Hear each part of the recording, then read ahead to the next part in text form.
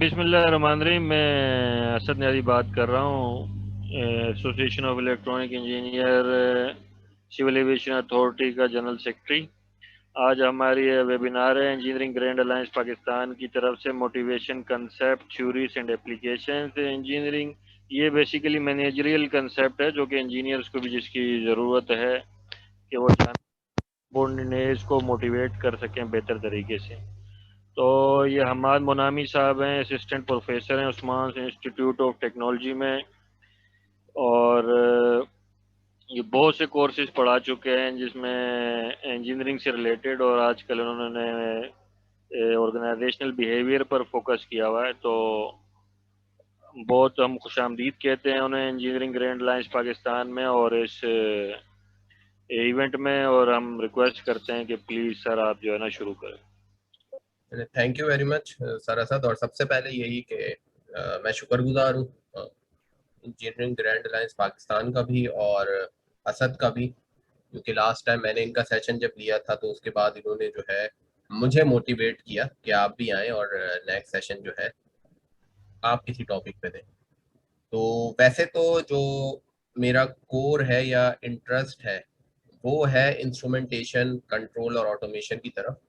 लेकिन मैंने ये सोचा कि जो इंजीनियर्स हैं वो बाज़ दफ़ा ऐसा होता है कि अगर हम बात करें किसी भी इदारे को, जब ऑर्गेनाइजेशन को आप ज्वाइन करते हैं तो at the time of joining जो आपकी टेक्निकल नॉलेज होती है, जो कोर नॉलेज होती है, वो सबसे ज़्यादा इंपॉर्टेंट होती है। लेकिन जब आप ऑर्गेनाइजेशन ज्वाइन कर लेते हैं और फिर आपके अंडर कुछ लोग भी काम करने लग जाते हैं, लोगों से आपको घुलना मिलना होता है, वहां पे फिर आपकी ह्यूमन स्किल काम आती है कि ह्यूमन टू ह्यूमन आप कितने अच्छे से साथ लोगों को लेके चलते हैं, लोगों को समझते किस तरीके से हैं, लोगों को परसीव किस तरीके से करते हैं, अपना परसेप्शन लोगों पे किस तरीके से डालते हैं। जैसे जो एक इम्प्रेशन मैनेजमेंट होती है, आप चाह कुछ और रहे होते हैं लेकिन हो कुछ और रहा होता है।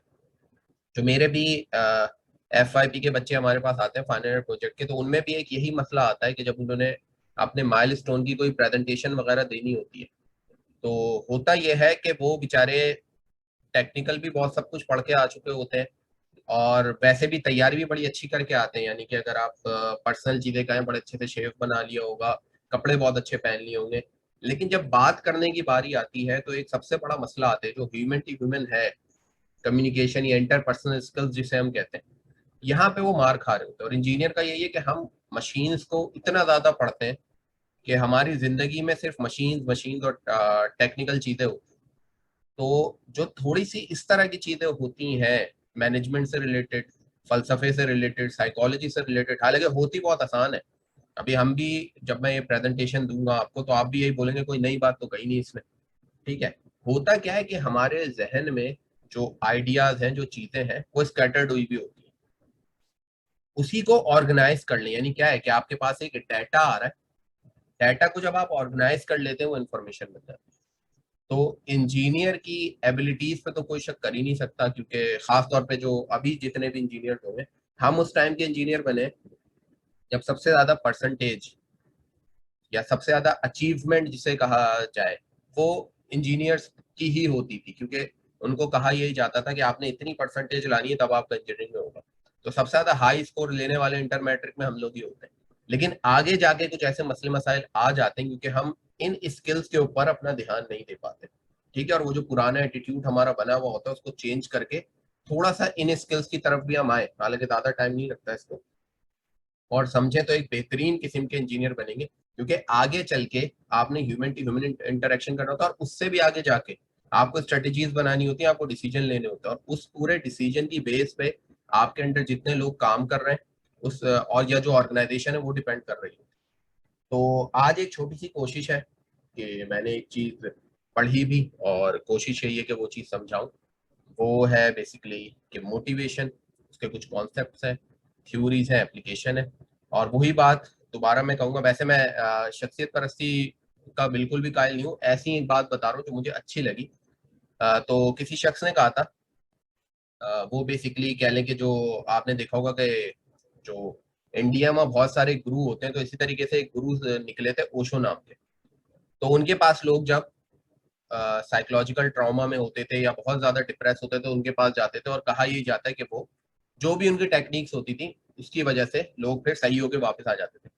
तो उनका एक कॉल है, बहुत जबरदस्त लगा मुझे कि I am not here to give you any answer, you have already so many. यानी कि मैं आपको कोई जवाब देने के लिए नहीं बैठा हूँ, आपके पास बहुत सारे जवाब पहले से ही हैं। ठीक है, तो ये इस लेवल पे भी जितने लोग आए हैं उनके पास बहुत सारे जवाब पहले से ही है। और बस मैं एक चाहूंगा कि एक पेपर पेन अपने साथ रखें, या कोई भी ऐसी नोट करने वाली चीज है वो रखें, कि कुछ चीजें वो नोट करेंगे तो जब मैं साथ साथ बताता भी जाऊंगा और अपने ऊपर इम्प्लीमेंट करेंगे, वो पेपर किसी को दिखाने की जरूरत नहीं है। तो इंशाल्लाह उनको कुछ बातें ऐसी पता चलेंगी जो कि उनके काम आएगी। ठीक है, तो ये तो तमहीद हो गई। अब हम आते हैं अपने टॉपिक की तरफ। तो बात कर लेते हैं सबसे पहले हम मोटिवेशन की, कि क्या चीज होती है मोटिवेशन। आप कहते हैं ना किसी भी पर्सन को कि वो मोटिवेटेड है या डीमोटिवेटेड है, तो किस तरह ये पता चल रहा होता है? और क्योंकि मैं चैट या नहीं देख पा रहा हूँ, तो सर असद और आतिफ भाई से ही मैं रिक्वेस्ट करूंगा कि जो भी जवाब आ रहे हैं वो मुझे बताते जाएं, कि बेसिकली वो मोटिवेशन को क्या समझते हैं, प्लस हम कहते हैं ना ये बंदा बहुत मोटिवेटेड है या ये बंदा डीमोटिवेटेड है, तो हम किस चीज की बुनियाद पे ये बात कह रहे होते हैं।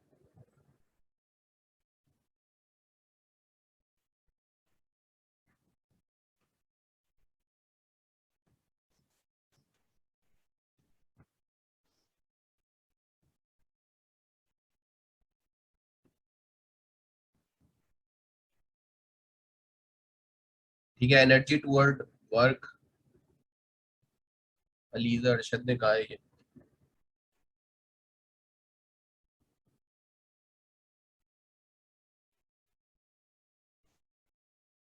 चले मैं फिर जो है आपको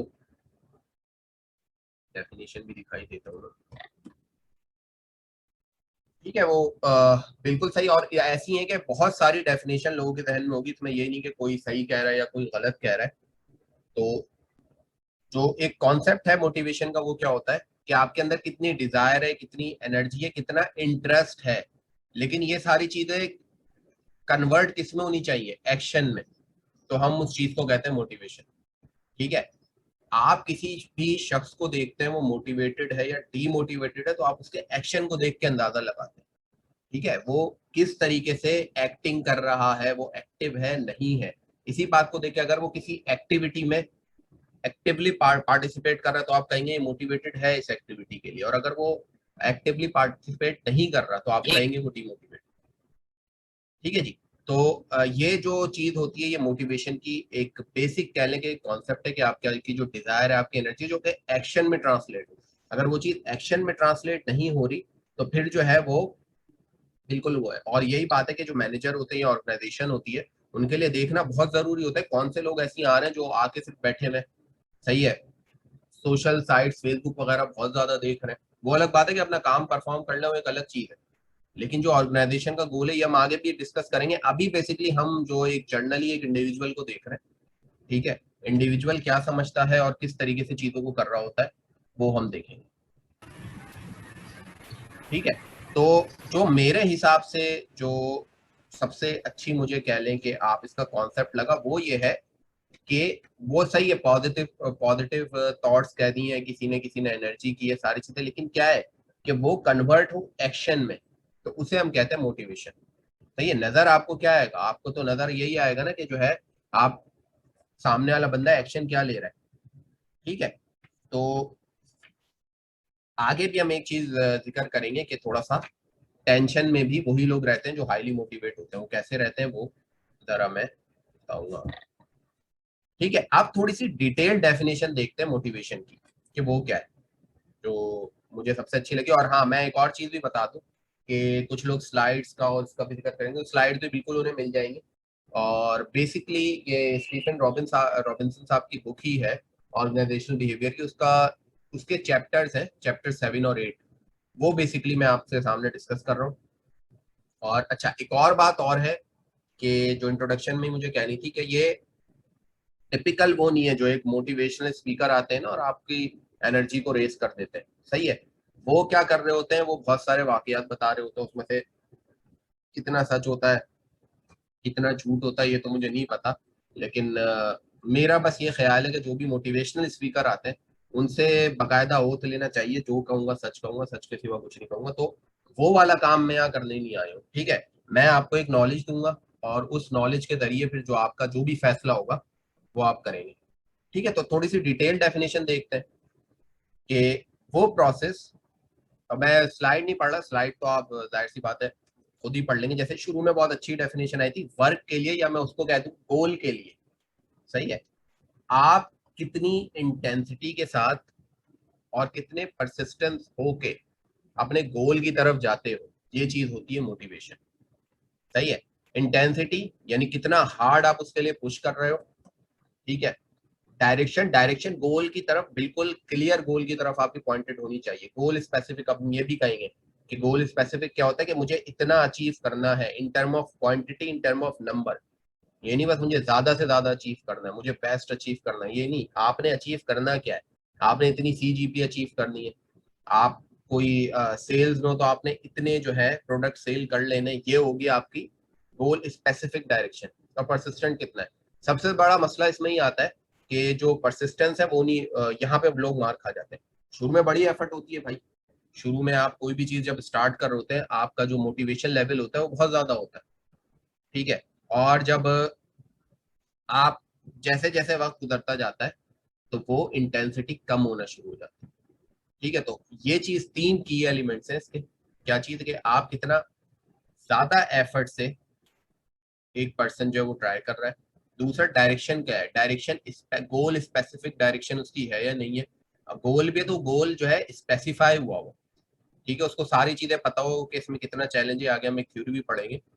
और परसिस्टेंस कितनी है, वो बंदा परसिस्टेंट कितना है, ठीक है, कितनी देर तक वो ट्राई करेगा। होता क्या है, नया सेमेस्टर स्टार्ट हुआ, अगर कोई स्टूडेंट सुन रहा है तो नया सेमेस्टर स्टार्ट हुआ, इस सेमेस्टर में तो बस आग लगा देंगे। थोड़े दिनों बाद क्या होता है, बंदा वो पढ़ाई पढ़ाई छोड़ के कहीं और लग गया, सही है। इसी तरीके से बहुत से लोग जिम स्टार्ट करते हैं कि भाई बड़े अच्छे से एक्सरसाइज करनी है, अपनी सेहत का ख्याल करना। शुरू के दिन तो बड़ी जबरदस्त किस्म से वो एक्सरसाइज करते हैं और अगले दिन एक हफ्ते तक वो दर्द में ही पड़े रहते हैं और फिर बोलते हैं कि नहीं भाई तौबा अब नहीं जा रहे, सही है। तो वो क्या हुआ, सारी मोटिवेशन ठंडी पड़ गई। इसी तरीके से आप कोई डाइटिंग स्टार्ट कर देंगे, आज से डाइट प्लान ये फॉलो करेंगे, लेकिन वही बात है कि उसके पीछे भी एक मोटिवेशन होती है, ठीक है। तो क्यों हम जो है इस चीज को आज डिस्कस कर रहे हैं, क्यों ये इतनी इंपॉर्टेंट है, क्यों, क्योंकि आपकी परफॉर्मेंस टोटली डिपेंड करती है मोटिवेशन पे। क्यों, आप कह रहे हैं कि परफॉर्मेंस फंक्शन है या प्रोडक्ट है आपकी एबिलिटी का, मोटिवेशन का और अपॉर्चुनिटी का। अब जैसे मैंने शुरू में ही बात कही, सारे इंजीनियर है, जाहिर सी बात है एबिलिटी पे तो इनके कोई शक कर ही नहीं सकता, ठीक है। अगर ये किसी ऑर्गेनाइजेशन के लिए भी काम कर रहे हैं और स्टेगनेंट हो गए तो ऐसा तो नहीं हो सकता कि इस बंदे में एबिलिटी नहीं है। मसला कहाँ आ रहा है, मसला मोटिवेशन का आ रहा है। और मोटिवेशन क्यों नहीं बन रही, ये भी हम अगर आगे इसको मोटिवेशन को लिंक करेंगे अपॉर्चुनिटी के साथ। भाई मैं देख रहा हूँ एक चीज की डिमांड ही नहीं है, एक चीज की अपॉर्चुनिटी मुझे मिलनी नहीं है, तो मैं वो करके करूंगा क्या, सही है। ये एक और हमारी जो थ्योरी आएगी एक्सपेक्टेंसी थ्योरी, उसमें हम देखेंगे कि क्यों लोग जो है फिर अपनी मोटिवेशन छोड़ देते हैं, या क्यों उस रिवॉर्ड की तरफ नहीं जा रहे होते। कि ऑर्गेनाइजेशन समझ रही होती है हम तो बड़ा रिवॉर्ड दे रहे हैं, लेकिन बंदा नहीं समझ रहा होता, क्योंकि वो रिवॉर्ड जो है बंदे के लिए इंपॉर्टेंट नहीं होता। तो इस फॉर्मूले को हम दोबारा से भी देखेंगे कि एबिलिटी तो दायरे हर बंदे में है, वो एनर्जी भी मौजूद है जो शुरू में बात आई ना, लेकिन वो एनर्जी ट्रांसलेट नहीं हो रही एक्शन में, क्यों, क्योंकि उसके बदले उसको रिवॉर्ड या अपॉर्चुनिटी वैसी नहीं मिली। तो ये सारी चीजें परफॉर्मेंस पे आती है।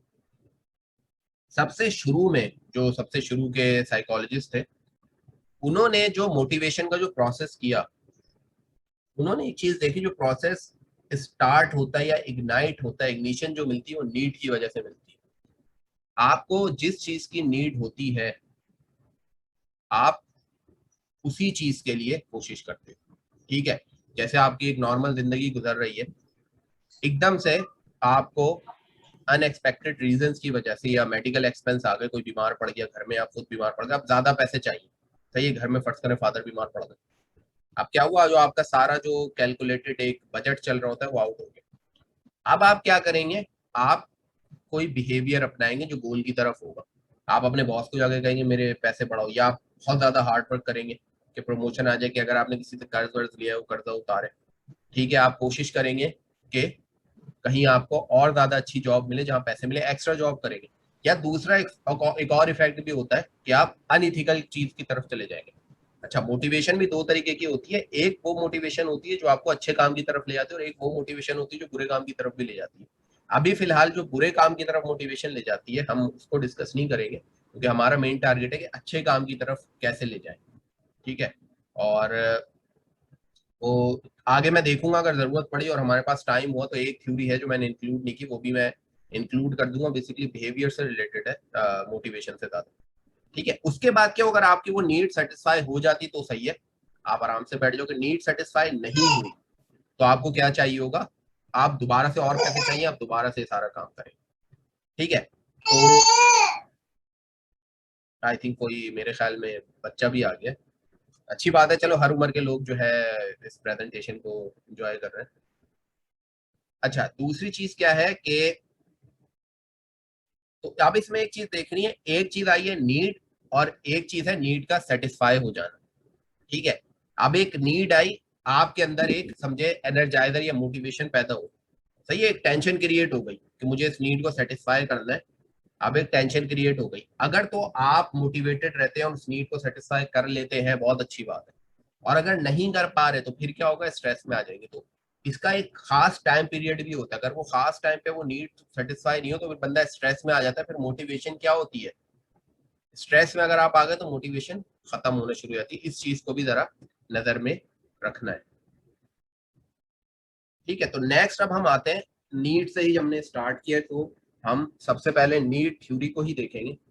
और इसमें जब भी मोटिवेशन का टॉपिक आता है या नीड थ्योरी का जिक्र आता है तो सबसे पहले जो नाम आता है वो एब्राहम मैस्लो साहब का आता है। और मैस्लो हायरार्की ऑफ नीड्स, कोई भी सोशल साइंस का स्टूडेंट हो, कोई भी कह लें कि साइकोलॉजी का स्टूडेंट हो, फिजियोलॉजी का स्टूडेंट हो, सोशियोलॉजी का स्टूडेंट हो, उसने लाजमी ये चीज पढ़ी होती है। बहुत ही जबरदस्त किस्म की इन्होंने ये नीड दी थी। इन्होंने एक हिरारकी बनाई थी कि जो भी फर्द होता है उसकी कुल 5 नीड्स होती हैं, ब्रॉड स्पेक्ट्रम में बनाया था इन्होंने। और इन्होंने ये कहा था कि ये नीड हिरारकी वाइज पूरी होती है, यानी पहले बंदा कोशिश करता है अपनी लोअर नीड पूरी करने का, जब लोअर नीड पूरी हो जाती है तो उससे ऊपर जाता है, उससे ऊपर नीड पूरी होती है, उससे ऊपर जर्नल कंडीशन। ठीक है। तो सबसे पहले नीड इन्होंने बताई थी फिजियोलॉजिकल नीड। फिजियोलॉजिकल नीड में क्या है कि आपका खाना पीना, शेल्टर, जो भी आपकी जिस्मानी जरूरियात होती हैं वो इंसान सबसे पहले पूरी करने की कोशिश करता है, चाहे इंसान हो चाहे जानवर हो।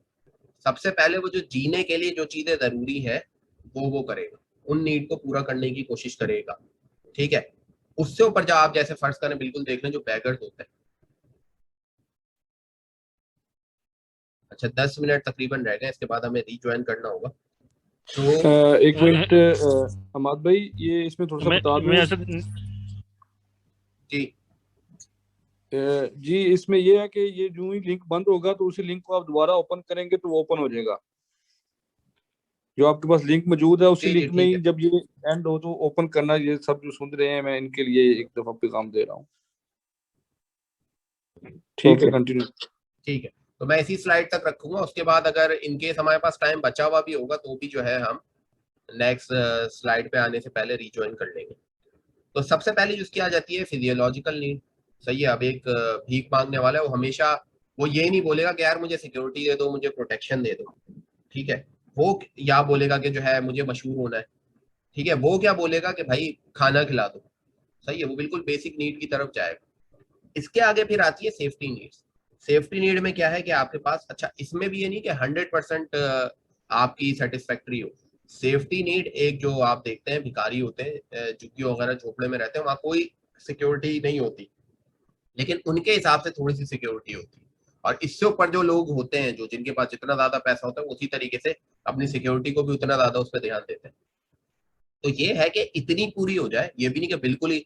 अब फिजियोलॉजिकल नीड का मतलब ये नहीं कि वो खाता ही चले जाएगा, थोड़ा सा खाएगा, उसकी भूख खत्म हुई, वो फिर सेफ्टी नीड्स की तरफ आएगा। वो चाहेगा वो सिक्योरिटी मिले, उसे प्रोटेक्शन मिले। ये जब पूरी हो जाएगी तो फिर वो जाएगा सोशल नीड की तरफ। वो क्या चाहेगा कि लोग उससे मिले जुले। सही है। उससे मोहब्बत करें, वो दूसरों से मोहब्बत करें, उसके दोस्त हो। सही है। उसके साथ जो लोग रहने वाले हैं वो उसको कीमती समझे। ठीक है। ये हो जाएगी उसकी सोशल नीड। इसके बाद आ जाती है स्टीम नीड। अब सेल्फ स्टीम नीड की तरफ हो जाएगा। सही है।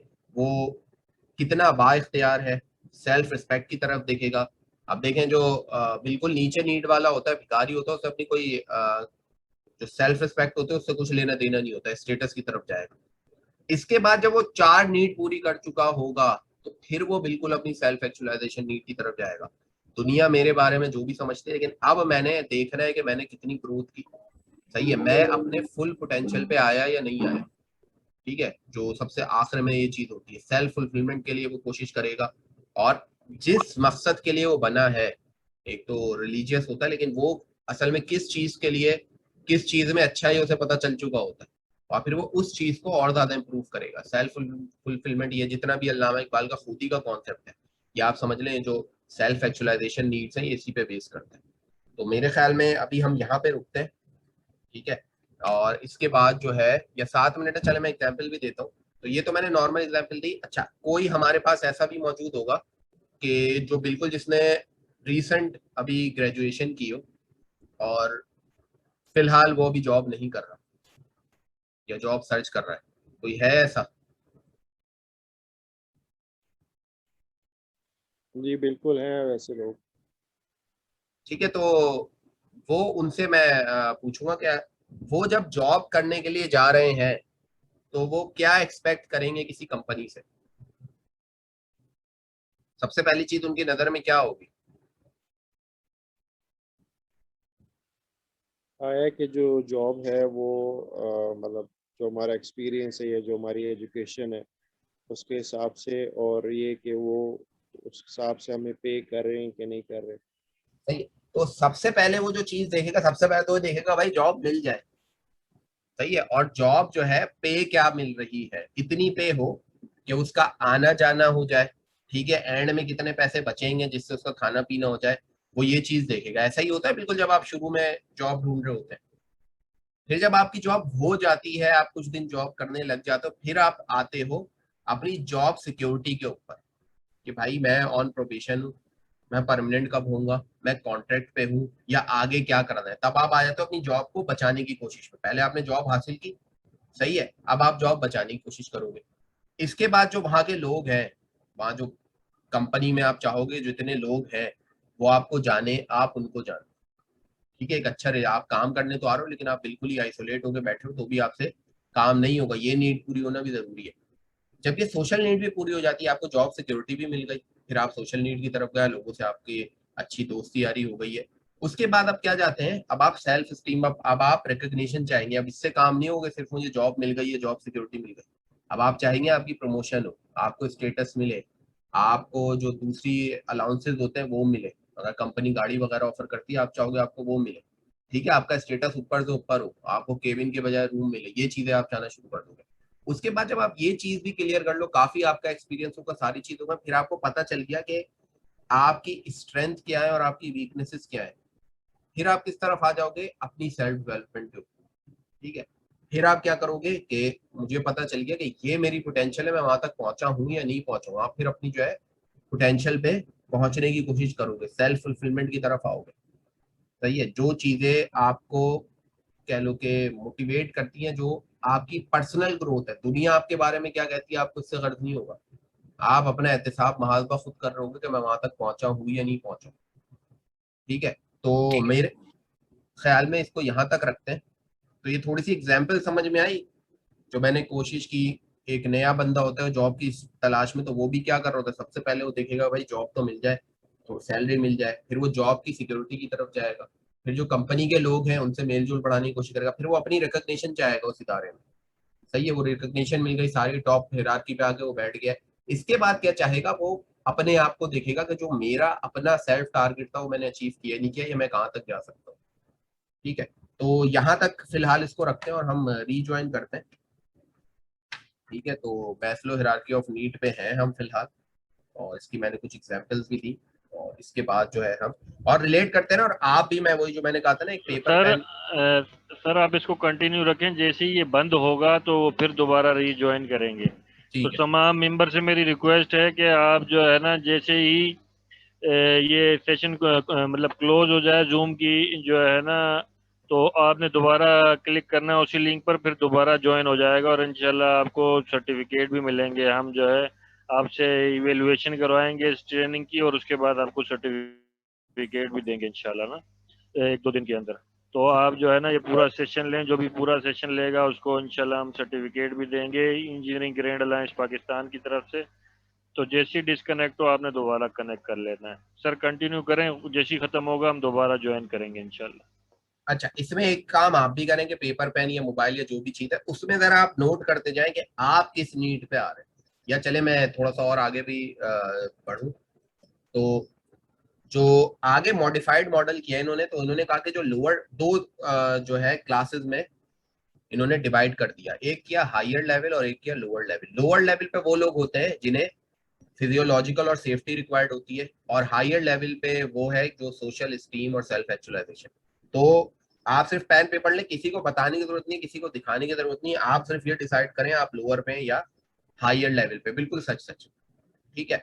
और कहा यह जाता है कि जो कंट्री या जो ऑर्गेनाइजेशन जिनकी इकोनॉमी अच्छी होती है, या ऑर्गेनाइजेशन पे भी कहें कि जिनके पास पैसा होता है, वो क्या करते हैं, वो अपने एम्प्लॉय की या हुकूमत जो है अपने लोगों की अगर फिजियोलॉजिकल और सेफ्टी नीड की जिम्मेदारी ले ले। आप अच्छी कंट्री देखें वहां पे लोअर लेवल की जो नीड्स है उसकी जिम्मेदारी ले लेती है हुकूमत। तो फिर क्या होता है, बंदे को लोअर लेवल की फिक्र ही नहीं रहती, वो डायरेक्ट क्या पहुंच जाता है, हायर लेवल पे पहुंच जाता है। और जब वो हायर लेवल पे पहुंच जाता है तो वो काम भी वो फिर अच्छे करता है। तो हम यही देखते हैं कि हमारी कंट्री में स्पोर्ट्स के लिहाज से दूसरे लिहाज से तो काफी लोग निकलते हैं, लेकिन आप कह लें कि वैसे और भी लोग हो गए, ऐसा नहीं कि बिल्कुल प्रोड्यूस नहीं किया, लेकिन जो अच्छी कंट्रीज हैं जहाँ पे जो लोअर लेवल की जिम्मेदारी हुकूमत ले लेती है, वहां पर साइंटिस्ट भी निकलते हैं, वहां फिर जो है बड़े बड़े फिलोसोफर निकलते हैं, ठीक है, बड़े बड़े कह लें कि ऐसे लोग निकलते हैं जो बहुत बड़े बड़े काम करते हैं, ठीक है। हमारे यहाँ मसला यही है कि हमें इधर लोअर या फिर अगर किसी कौम को बर्बाद करना उसको लोअर लेवल पे फंसा, ठीक है, उनको इसी लेवल पे निकाल के रखो, फिर क्या होगा कि वो सोचने समझने की सलाहियत में जाएंगे नहीं। मैं इस तरह भी कर सकता हूँ कि लोअर लेवल के लोग आप देख लें वो इतने सोचने समझने वाले नहीं होते, हायर लेवल के लोग जो है वो ज्यादा जो काम है वो सोचने समझने का। प्लस अगर आप देखें जो फिजियोलॉजिकल और सेफ्टी नीड्स हैं ये एक्सटर्नल या इन्वायरमेंट के थ्रू पूरी होती है, एक्सट्रिंसिक नीड भी कहा जाता है। जबकि ये जो स्टीम और सेल्फ एक्चुअलाइजेशन है खास कर, ये आपकी इंटरनल नीड होती है। आप देख के लोगों को पता नहीं कर सकते कि इसकी नीड पूरी हुई है नहीं हुई। एक बंदा बहुत बड़ी पोजीशन पे हो लेकिन क्या पता उसकी सेल्फ स्टीम या सेल्फ एक्चुअलाइजेशन और ज्यादा, ठीक है। तो यहाँ तक इसको हम रखते हैं, फिर मेरे ख्याल में टाइम बहुत कम बचा है तो री ज्वाइन कर लेते हैं। होपफुली जो बातें मैं कर रहा हूँ समझ में भी आ रही होंगी। हम यही बात कर रहे थे और आप भी थोड़ा ध्यान में रख लें कि लोअर लेवल और हायर लेवल, अब वही बात है, जो लोअर लेवल पे लोग होंगे उनका जो परसेप्शन है, सोचने का तरीकेकार होगा, चीजों को इंटरप्रेट करने का तरीकेकार होगा, डिफरेंट होगा। हायर लेवल पे जो लोग होंगे उनका सोचने समझने का तरीकेकार कुछ और होगा। तो हमें भी अपनी एज अ कॉम भी देखना चाहिए कि हम हमारे जो ज्यादातर लोग हैं वो किस लेवल पे, और अगर आप बिल्कुल नीचे लेवल पे रखते हैं तो दायरे वो उनमें सोचने समझने की एबिलिटी अज्यूम नहीं किया जाता है कम होती है, और जो ऊपर लेवल के लोग होते हैं उनमें सोचने समझने की एबिलिटी कुछ और होती है। इसी को जहन में रखते हुए मैस्लो साहब की हिरार्की को को जहन में रखते हुए, क्योंकि हम सारी चीजों को आपस में को रिलेट भी करेंगे और फिर इंटीग्रेट भी कर लें और सब कुछ मिला के जो है हम फैसला कर सकते हैं। इसके बाद जो एक और साहब थे, नाम इनका था डॉगलस मैकग्रेगर। तो डॉगलस मैकग्रेगर साहब ने एक थ्योरी दी थी, theory X and theory Y. इन्होंने दो टाइप के लोग बताए थे, और आप अगर इसको जो मैस्लो की थ्योरी है उसके साथ आप मिलाएं तो इन्होंने कहा था कि जो जर्नली मैनेजमेंट समझती है या जो भी ऊपर लेवल के लोग होते हैं, मैनेजमेंट का मतलब आप जहन में ये रख लें कि कोई भी ऐसे लोग जो दूसरों से काम करवाते हैं, ठीक है, वो मैनेजमेंट है। वो घर के लोग भी हो सकते हैं, ठीक है, और वो ऑर्गेनाइजेशन की भी बात हो सकती है। तो वो जो समझते हैं कि जो वर्कर्स होते हैं वो नॉर्मली जो जॉब को है वो पसंद नहीं करते, सही है, और वो जो है चाहते हैं कि अवॉइड करें ज्यादा से ज्यादा काम को, ठीक है, और रिस्पॉन्सिबिलिटी नहीं चाहते, टाइम ज़ाया करते हैं, और जब तक उन्हें फोर्सफुली काम ना कराया जाए, जब तक उन पर नजर ना रखी जाए, उन्हें पनिशमेंट ना दी जाए, कंट्रोल ना किया जाए या धमकियां ना दी जाए, तब तक जो है वो काम नहीं करते, ठीक है। ये है पहली थ्योरी, थ्योरी एक्स। और थ्योरी वाई की तरफ हम आ जाते हैं, दोनों को साथ ही पढ़ लेते हैं। वो क्या है कि मैनेजमेंट समझती है भाई लोग काम करना चाहते हैं, या इन केस उन्हें क्या किया जाए, उन्हें एनवायरनमेंट इस तरीके का दिया जाए जहां वो अपनी सोशल स्टीम और सेल्फ एक्चुअलाइजेशन को पूरा कर सके, तो वो बिल्कुल काम करेंगे। सही है। तो वो समझते हैं कि काम करना तो हर कोई चाहता है, नेचुरल चीज है, ठीक है, लेकिन क्या है कि हम उन्हें एनवायरनमेंट ऐसा दें कि वो काम करें। अब इसको जरा मैस्लो की जो हिरार्की ऑफ नीड है, लोअर लेवल और अपर लेवल, इससे जरा कंपेयर करें। तो जो थ्योरी एक्स है, यानी वो लोग जो जिनके साथ थोड़ी सख्ती से पेश आना पड़ेगा तभी वो काम करेंगे, तो उनका मतलब क्या है कि वो लोअर लेवल पे जो लोग हैं। इसी तरीके से आप देख लें ऑर्गेनाइजेशन में जो लोअर लेवल का स्टाफ होता है उसको थोड़ी ज्यादा सख्ती की जाती है, हायर लेवल के लोगों पर सख्ती नहीं की जाती, बल्कि उनको अलाउंसेस दिए जाते हैं, उन्हें एनवायरनमेंट अच्छा दिया जाता है। इसी तरीके से आप देख लें कि जो हम कह लें कि जो इस लोअर लेवल पे लोग मौजूद होते हैं, ठीक है, या जहाँ गुर्बत थोड़ी ज्यादा होती है, वहां अगर वो बच्चे को पढ़ा रहे हैं किसी स्कूल में, तो वहां बच्चा नहीं पढ़ रहा, तो पेरेंट्स क्या करेंगे? या वैसे स्कूल जो लोअर लेवल पे होते हैं जहाँ ज्यादातर वैसे लोग जाते हैं जो इस लेवल पे लाए करते हैं, ठीक है, तो वहां स्कूल में भी क्या होता है, अगर एक बच्चा पढ़ नहीं पा रहा तो क्या करते हैं उस बच्चे के साथ। और थोड़ा सा मैं ये चाहूंगा कि आप लोग भी साथ में रहें और जो मॉडरेटर है वो मुझे बताते भी जाएं कि लोग क्या कहना चाह रहे हैं इस बारे में। ऐसे घराने जहाँ पे जो लोअर लेवल पे होते हैं, या ऐसे स्कूल जो है जो लोअर लेवल पे होते हैं, वहां पे क्या होता है कि अगर बच्चा परफॉर्म नहीं कर पा रहा होता, काम वगैरह पे लगा लेते। इसके अलावा काम पे लगाना भी क्या हुआ, काम पे लगाने से पहले क्या करते हैं? सर सबसे पहले तो उसके ऊपर सख्ती की जाती है, टीचर्स को जाके बोला जाता है कि जी हड्डियां हमारी, चमड़ी आपकी, उसको प्रेशराइज किया जाता है। ठीक है, एग्जैक्टली। तो ये वो थ्योरी एक्स वाली कैटेगरी आ गई, यानी जो लोअर लेवल के लोग हैं वो थ्योरी एक्स वाले पे काम करेंगे। वो उनकी सोच यही होती है कि इसको मारा पीटा जाएगा, ये पढ़ना चाहता नहीं है, वो ये समझेंगे कि इसको मारे पीटेंगे, धमकाएंगे, डराएंगे तब ये पढ़ेगा। जबकि हम आए थ्योरी वाई की तरफ। अब आप आ जाए, थोड़े जो अच्छे पेरेंट्स होते हैं जो कि इस लेवल से उठ के अपर लेवल पे आ गए, हायर लेवल पे आ गए, तो वो क्या करेंगे, उनके जहन में होगा मेरा बच्चा पढ़ना चाहता है लेकिन कोई मसला है इसके साथ, एनवायरनमेंट का मसला है। इसी तरीके से जो अच्छे स्कूल होते हैं वो सारा फोकस किस पे दे रहे होते हैं, वो एनवायरनमेंट में बहुत ज्यादा फोकस दे रहे होते हैं अगर कोई बच्चा नहीं पढ़ता, ठीक है, तो यही समझ रहे होते हैं। तो ये फर्क आ जाता है परसेप्शन का। यानी जब आप इस तरह के लोगों से डील कर रहे हैं और आपको पता हो कि बंदा लोअर लेवल पे, तो उससे किसी और तरीके से आपने डील करना है। सही है, कि वो हायर लेवल की बात है वो समझेगा ही नहीं, और एक बंदा हायर लेवल का, उस पे आप बिल्कुल भी ये सख्ती नहीं कर सकते, उससे सख्ती करेंगे तो वो फिर बिल्कुल ही अलग तरीके का रिस्पॉन्स देगा। और ये भी है कि ये मेथड कारामद भी साबित होते हैं, ठीक है। तो ये थ्योरी एक्स और थ्योरी वाई का भी, अगर आप मैस्लो की हिरार्की ऑफ नीड्स के साथ इसको कंपेयर करें या लोअर लेवल और हायर लेवल के साथ कंपेयर करें, तो आपको कुछ चीजें समझ में आएगी। और बताने का मकसद यही है, करना आपने खुद से है चीजों को, तो आप बस ये डिसाइड करना शुरू कर दें कि जो बंदा आपके सामने है जिससे आपने काम निकलवाना है वो कौन से लेवल पे आता है, ठीक है। इसके बाद अच्छा, थ्योरी वाई के अलावा एक थ्योरी और है जो मैंने इंक्लूड नहीं की, वो थ्योरी जेड है। वो बेसिकली रिस्पॉन्सिबल पे आ जाती है कि कौन सा बंदा कितना रिस्पॉन्सिबल होगा। ये कहा जाता है कि जिन बंदों को आप डिसीजन मेकिंग पे लगा दें, सही है, आप इतना एम्पावर करें कि आओ हमारे साथ बैठ कर डिसीजन लो। अब घर का एक बच्चा, भले ही वो पहले कुछ होता था, वो इतना बड़ा हो गया, आप उसको कहें कि घर में ये काम हो रहा है, तुमने डिसाइड करना है, करना क्या है आगे। जब आप उसको डिसीजन मेकिंग एबिलिटी दे देते हैं तो वो रिस्पॉन्सिबल भी ज्यादा हो जाता है। ये थ्योरी जी है। ये वैसे मोटिवेशन से रिलेटेड तो नहीं है, ये उस चीज से रिलेटेड है कि वो रिस्पॉन्सिबल कितना हो। डायरेक्ट डिसीजन उसने खुद लिया है तो वो रिस्पॉन्सिबल भी उतना ज्यादा हो, और ये भी अजम्पशन है, ठीक है। इसके बाद एक और साहब आए, डेविड मैकलीलैंड नाम था इनका। इन्होंने क्या किया, इन्होंने जो बिल्कुल कह लेंगे थोड़ी अलग बात कही अब्राहम मैस्लो से। इन्होंने क्या कहा कि 3 नीड्स होती हैं लोगों की। वो क्या क्या होती है? पहली होती है नीड फॉर अचीवमेंट।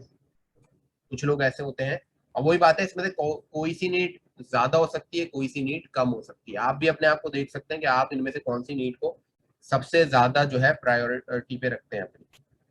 सही है। तो एक आ जाती है नीड ऑफ अचीवमेंट, कि वो बंदा क्या चाहता है कि मैं एक्सेल करूं, मैं, या एक सिंपल बात कह लें कि मैं उसमें होती है कि मुझे आगे बढ़ना है।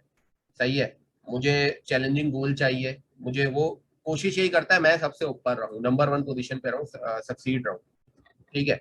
दूसरी चीज क्या आ जाती है? Need for affiliation, need for affiliation basically क्या चीज होती है कि आप चाह रहे होते हैं कि आपका रिलेशनशिप अच्छा रहे लोगों से, जो है आप इंटरपर्सनल रिलेशन पे बहुत ज्यादा फोकस कर रहे होते हैं, कम्युनिकेशन पे बहुत ज्यादा फोकस कर रहे होते हैं, लोगों से मेल जोल बढ़ा के रखना चाहते हैं, ठीक है। और आपके अंदर कहने के फील ऑफ एम्पैथी भी होती है कि आप किसी के काम आते हैं और फिर जाहिर सी बात है दूसरे लोग भी आपके काम आते हैं। तो इस तरह की भी एक नीड होती है कि अफेक्शन की नीड हो, सही है, एक इमोशनली अटैचमेंट हो आपको दूसरे लोगों से।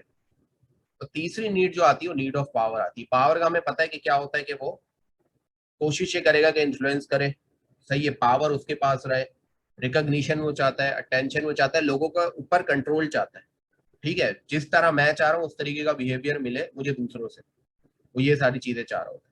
तो ये भी 3 अलग अलग तरह की नीड्स होती है, need of power, need for achievement, need for affiliation या अफेक्शन भी कह लें आप इसे, ठीक है। अब इसमें जो चीज होती है कि नीड फॉर अचीवमेंट बहुत अच्छी बात है, एक अकेले में बंदा चाहता है ना कि मैं भी कुछ अचीव करूं, लेकिन अगर ये नीड फॉर अचीवमेंट बहुत ही ज्यादा है किसी के अंदर, तो फिर अगर आप उसको ग्रुप में डाल देते हैं तो वो कुछ ऐसा करता है कि वो ग्रुप में भी क्या करता है, अब फर्ज करें एक फुटबॉल की टीम है, उसके अंदर कोई ऐसा बंदा है जो नीड फॉर अचीवमेंट चाहता है, वो कोशिश करेगा भाई मैन ऑफ द मैच मैं ही बनूं। कोई दूसरा बंदा गोल की तरफ लेके जा रहा होगा बॉल, वो बोलेगा यार गोल तो मैंने ही करना है, वो उसके रास्ते में आके उससे बॉल छीन के गोल करेगा। तो नीड फॉर अचीवमेंट भी अगर बहुत ज्यादा हो जाए तो आपको सेल्फिश बना देती है, ठीक है। इसलिए कहा जाता है कि नीड फॉर अचीवमेंट जिनके अंदर बहुत ज्यादा होती है वो ग्रुप्स में अच्छा परफॉर्म नहीं कर पाते, वो ग्रुप को ब्लॉक करना शुरू कर देते हैं। वो अपने हिसाब से तो एफर्ट बहुत ज्यादा दे रहे होते हैं, लेकिन क्या होते हैं वो महवर अपने आप को समझ रहे होते हैं कि बस मैं, ठीक है। और नीड फॉर एफिलिएशन या अफेक्शन के जो लोग होते हैं वो क्या टीम में बहुत अच्छे से काम कर रहे होते हैं। और नीड फॉर पावर की अगर हम बात करें तो ये क्या चाह रहे होंगे, ये लीडरशिप रोल्स चाह रहे होते हैं कि मैं टीम को लीड करूं, जिस तरह मैं चलाना चाह रहा हूँ उसी तरीके से चलाऊं। तो ये भी आप देख सकते हैं कि अगर आप अपने आप को रेट करना चाहें कि कौन सी चीज परसेंटेज वाइज, आप अपना एक पाई चार्ट बनाएं, आपके अंदर नीड फॉर अचीवमेंट ज्यादा है, आप लोगों के साथ मिलजुल के रहना चाहते हैं, या लोगों के साथ मिलजुल के रहना चाहते हैं, मशहूर भी होना चाहते हैं। दूसरी चीज फिर यही है कि नीड फॉर पावर आपके अंदर कितनी, कि आप चाहते हैं लोगों का कंट्रोल जो है वो आपके हाथ में। ये जो है एक बहुत जो है जबरदस्त किस्म की थ्योरी है, ठीक है। तो दोबारा से मैं वही एक सवाल पूछूंगा जैसे शुरू में मैंने पूछा था। अब एक बंदा जॉब सिलेक्ट कर रहा है, कोई भी हो सकता है, और एक खास अमाउंट फर्ज करें 1 लाख रुपए में कंपनी ने कहा कि भाई आप कितनी सैलरी लेना चाहते हैं, आपको जॉब समझ में आई, आपने कह दिया कि 1 लाख, उन्होंने बोला ठीक है आ जाओ भाई काम पे, सही है, सब कुछ सही चल रहा है। और मैं यही चाहूंगा कि जो रिस्पॉन्ड है वो भी आप लोग करें चैट पे, और जो मॉडरेटर है वो मुझे बता देंगे जवाब क्या आ रहा है। सही है ना, आपके हिसाब से हो गई जॉब लग गई, आप मोटिवेटेड हैं काम करने के लिए या नहीं है, सारी टर्म्स आपकी मानी है, यस और नो में बता दें, या मॉडरेटर ही बता दें।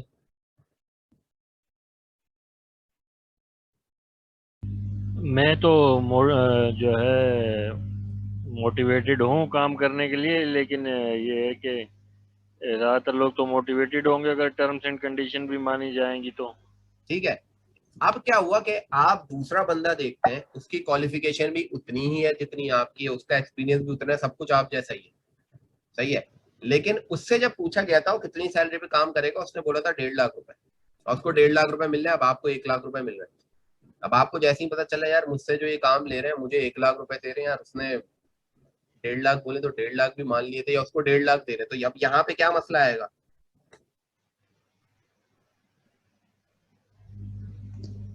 बस ये आपस में फिर जो है मतलब ये है कि कंपैरिजन में लोग फंस जाते हैं, तो फिर वो जो है मसला होता है उनको जो है। ठीक है, और कंपैरिजन में फंसते हैं लोग, सही है।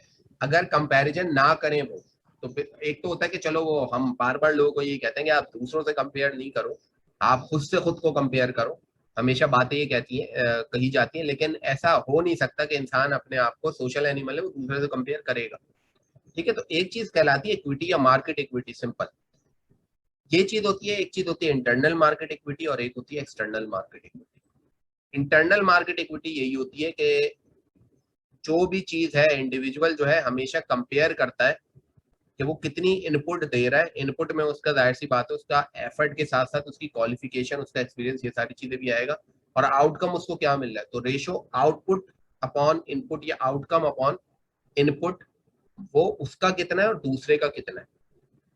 ठीक है, तो होता क्या है कि इन केस इन इक्विटी आती है, इंटरनल इन इक्विटी का मतलब ये है, या इंटरनल इक्विटी का मतलब ये है कि वो कंपेयर करेगा अपने आप को ऑर्गेनाइजेशन के अंदर अंदर ही।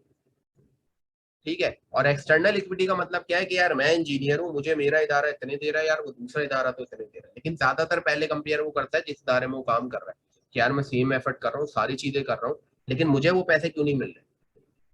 तो इक्विटी थ्योरी ये चीज कहती है कि इन केस फिर अगर वो देख रहा है कि जो रिवॉर्ड और पे मिल रहे हैं मेरे रेफरेंट को, यानी जिससे मैंने रेफर किया है या जिससे मैं कंपेयर कर रहा हूँ, तो उसके इनपुट भी थोड़े ज्यादा है, सही है, या वो कोई और से इनपुट दे रहा है, तो फिर क्या करूंगा, मैं भी अपने इनपुट बढ़ाऊंगा। अब क्या है, ये मोटिवेशन होगी यार, उसने असल में बी के बाद एम ही किया है, तो उसको प्रमोशन मिला है, रिवॉर्ड मिला है, पे में इंक्रीज हुआ है, तो मैं भी दायरे फिर एमई की तरफ भागूंगा।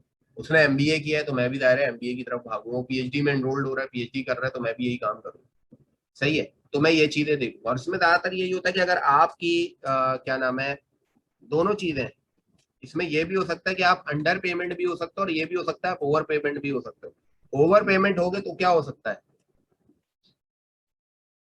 इनइक्विटी हमेशा आपको मोटिवेट करेगी या नहीं करेगी। मेरा ख्याल तो है कि नहीं करेगी, क्योंकि जब आप ओवर पेड हो तो आप खुद ही शर्मिंदगी महसूस करोगे, काम कोई होगा नहीं उस हिसाब से, तो आपको बेचैनी तो होगी मेरा ख्याल है। हाँ, तो यही चीज बेचैनी का वर्ड जो है, जब इन इक्विटी हो रही होती है, चाहे ओवर पेमेंट में हो चाहे अंडर पेमेंट में तो लाजमी होगी। ठीक है, आपको एक टेंशन की क्रिएट हो जाएगी और फिर आप उस टेंशन को रिमूव करने के लिए क्या करोगे, एफर्ट लगाओगे। सही है, एफर्ट पहले तो अपने आप को देखोगे, ठीक है, कि भाई ये जो इनपुट्स है, इनपुट्स आप चेंज भी करोगे कि क्या पता इसको इंजीनियरिंग की डिग्री की वैसे मिल ही नहीं रहा, उसने जो एमबीए की डिग्री की हुई है वो है। प्लस आप ये देखोगे, सिचुएशन भी चेंज करके देखोगे कि यार ये इसको जब बुलाते हैं आ भी जाता है, रात को एक्स्ट्रा टाइम भी देता है, ये सारी चीजें, लेकिन वो भी आपके इनपुट के अंदर आती है। तो आप कभी इनपुट और आउटकम को थोड़ा सा चेंज करके भी देखोगे। सही है, प्लस आप जो है परसेप्शन चेंज करना शुरू कर दोगे कि नहीं यार उसको फिर रूम भी तो नहीं मिला हुआ। सही है, मुझे देखो रूम दिया हुआ है। ठीक है, उसको अगर मैं जैसे टीचिंग में कहूँ तो मैं कहूँगा यार उसको देखो इतने मुश्किल मुश्किल कोर्स देते हैं, मुझे वो आसान आसान कोर्स रिपीट करते जा रहे हैं। तो ये परसेप्शन में चेंज करने की कोशिश करूंगा। करने की कोशिश क्या है कि मैं जो टेंशन आई है, जो बेचैनी आई है ना, उसको खत्म करने की कोशिश कर रहा हूँ।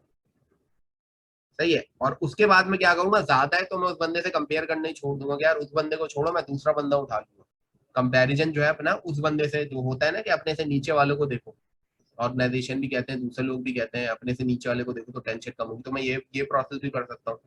और फिर या फिर यही होगी कि मैं जॉब छोड़ के दूसरी जगह भी चले जाऊंगा। तो वो क्या होगा, ये ओवरकम टेंशन। इक्विटी थ्योरी क्या बताती है, जब आपको उतने पैसे नहीं मिल रहे जितने दूसरों को मिल रहे हैं, इतनी एफर्ट पे आसान कर देता हूँ, चाहे रेशियो ऑफ आप निकाल लें आउटकम और इनपुट का, दूसरे के साथ कंपेयर करें, या फिर जो है आप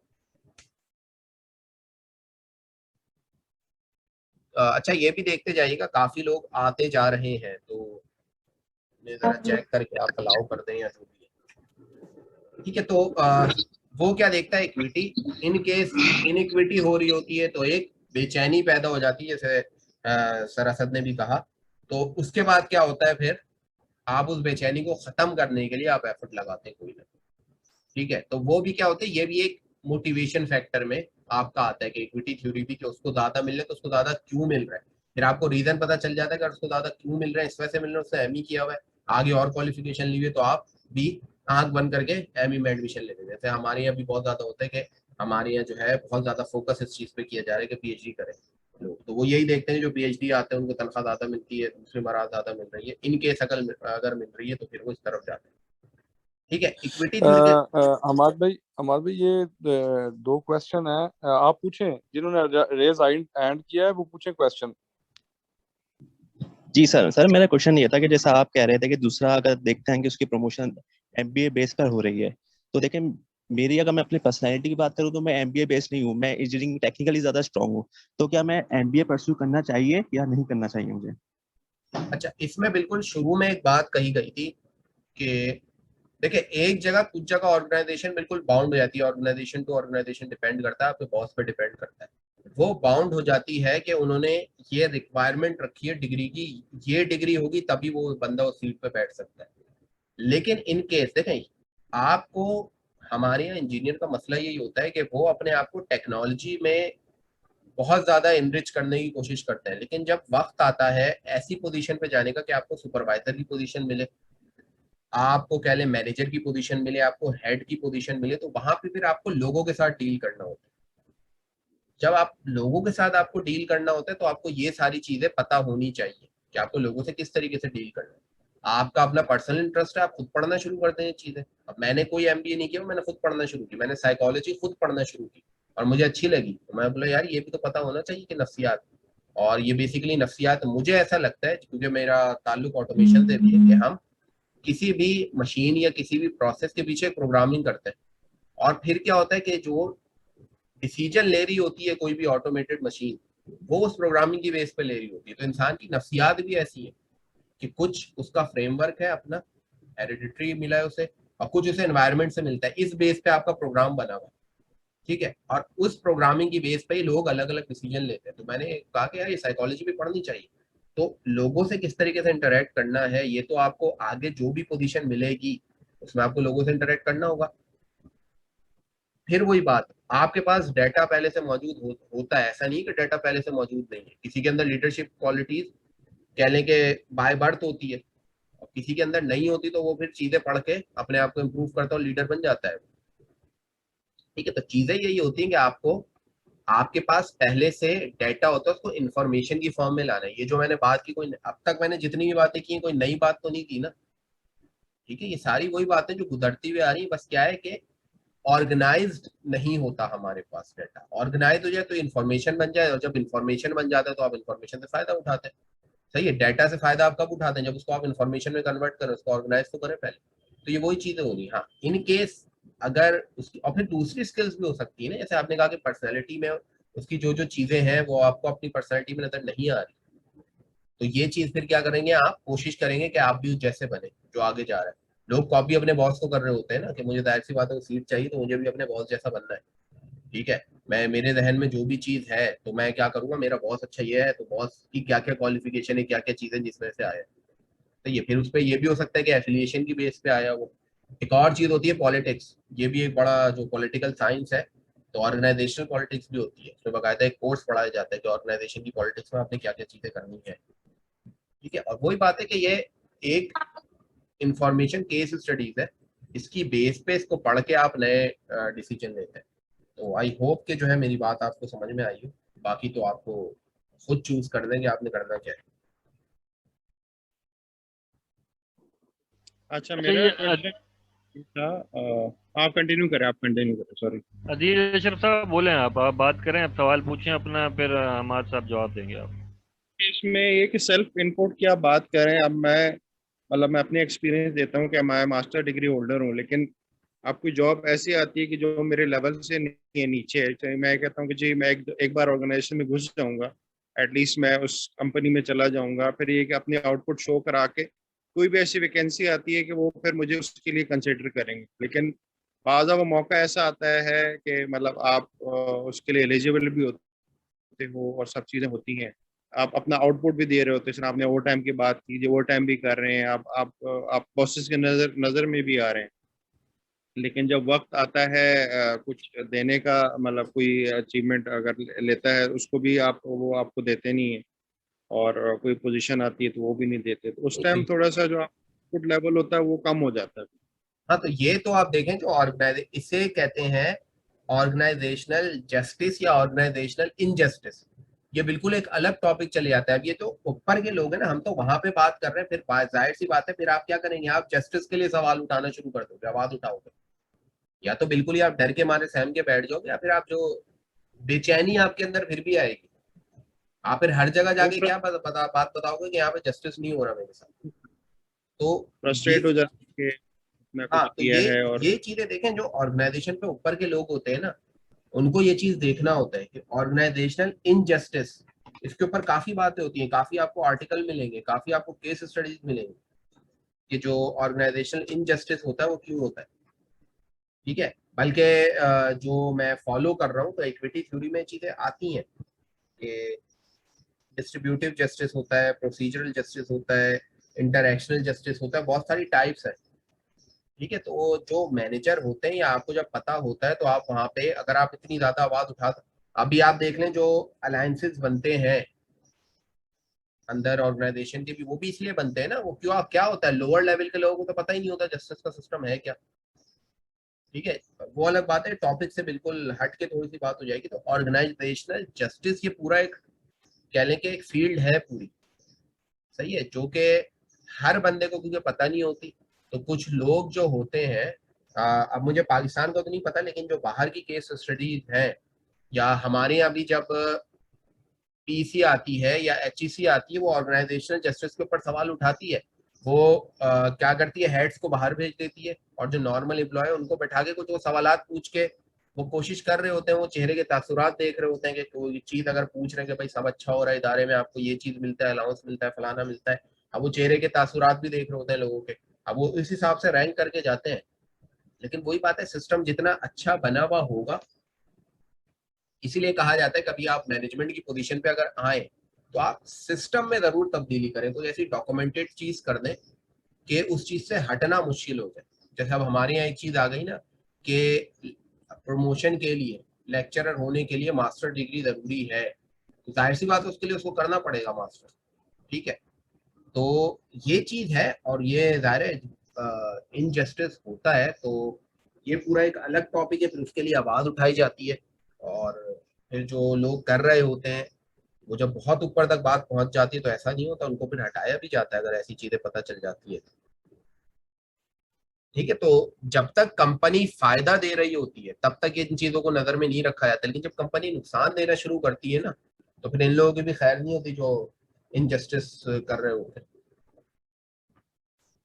ठीक है, तो ज्यादा से ज्यादा जब आप इन चीजों को पढ़ते हैं ना, मैं ये आपसे ये रिक्वेस्ट करूंगा, कुछ नहीं, आप ऑर्गेनाइजेशन इनजस्टिस लिखें और उस पर आप कुछ वीडियोस वगैरह देख लें, कुछ टॉपिक्स पढ़ें, तो आपको ये बातें पता चल जाएंगी। फिर क्या होगा कि आप का फिर वो होगा कि आप प्रेजेंट उसको किस तरीके से करते हैं। कोई मीटिंग में वहाँ पे ये बात कहते हैं कि अकॉर्डिंग टू दिस ऐसे ऐसे होना चाहिए, लेकिन हमारे यहाँ ऐसे नहीं होता, अच्छी ऑर्गेनाइजेशन में तो इस तरीके से होता है। तो आप ये छोटे मोटे पॉइंट्स मार सकते हैं। इसी तरीके से एक एनुअल अप्रेजल फॉर्म होता है, वो इसीलिए होता है कि आप अपनी बातें कर सके उसमें, तो आप उसमें कहीं लिखते हैं, कहीं ना कहीं अपना जो आप एहतजाज है वो रिकॉर्ड कराते रहे, तो फिर ऑर्गेनाइजेशन भी उसको सीरियस लेती है। हाँ, जब बुराई आती है तो उनके ऊपर भी आती है, ऐसा नहीं है कि नहीं आती। ठीक है, तो मेरे अपने आंखों देखी हुई चीजें भी है, लेकिन वही बात है मैं यहाँ पे जिक्र करना नहीं चाह रहा उसका। ठीक है, तो बुराई आती है तो फिर ये सारी चीजें भी खुल जाती है उन बंदे की। ठीक है, तो आगे चले।